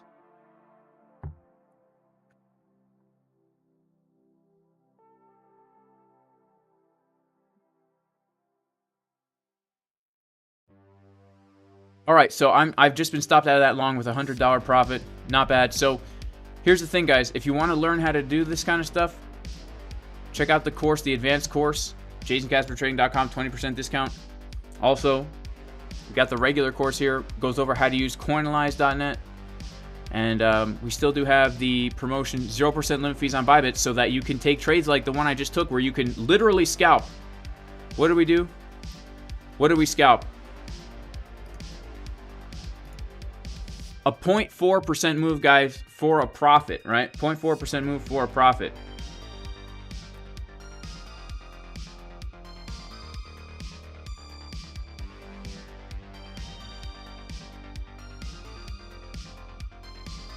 You can literally do that.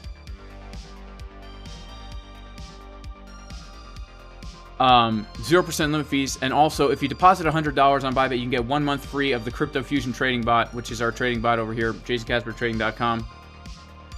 And basically, this bot will trade for you, trade your plans for the day. Try it out for free for a month.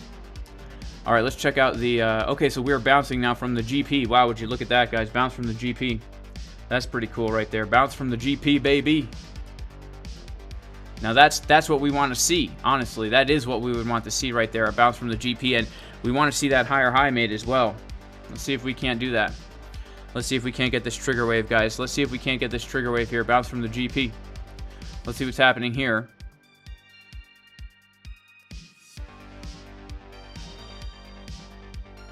What CVD? It's cumulative volume delta. Right? It's just basically telling you over time, are there more longs or shorts coming in. The delta is dividing the volume up into longs and shorts, and cumulative volume delta is basically you're adding all the candles together. So if there's like, if every candle has 100 volume, and the first candle has like 60 longs and 40 shorts, and the second candle has 40 longs and 60 shorts, then your CVD would be basically zero. It would be zero. All right, so let's see if we come to take the lows now. We're holding this golden pocket. We got a bounce and kind of a bearish kind of wick. And we do know that this was a bearish CVD divergence right here. If you want to learn more about CVD, you can check out the advanced course at JasonCasperTrading.com. I mean, we go really in depth into it. It's me and Boyan also going in depth. Also, in the Casper Crew VIP Discord, you know, we go through this stuff live when we're doing our live streams and stuff as well. You can ask more questions, but in general, that's as much of an answer that I can give right now in the scope of this video.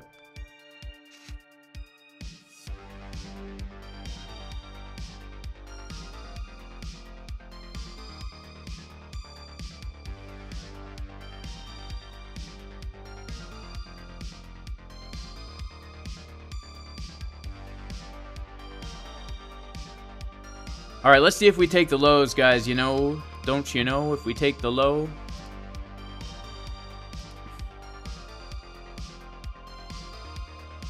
Guys, I do have to go, though. I am so sorry. I have to go. May God bless everybody in Jesus' name. I do pray everybody is very blessed, even if you're not religious. We've been on for 3 hours, guys. I love this stuff. I love TA. I love trading. I would stay here all day. May the Lord bless you. May He protect you. May He shine light upon you. May He have grace upon you. And may the Lord turn His face towards you, give you completeness in the name of Jesus, the Messiah, the God of Israel. I pray everyone's blessed. I will see everybody in the next video. Peace, guys.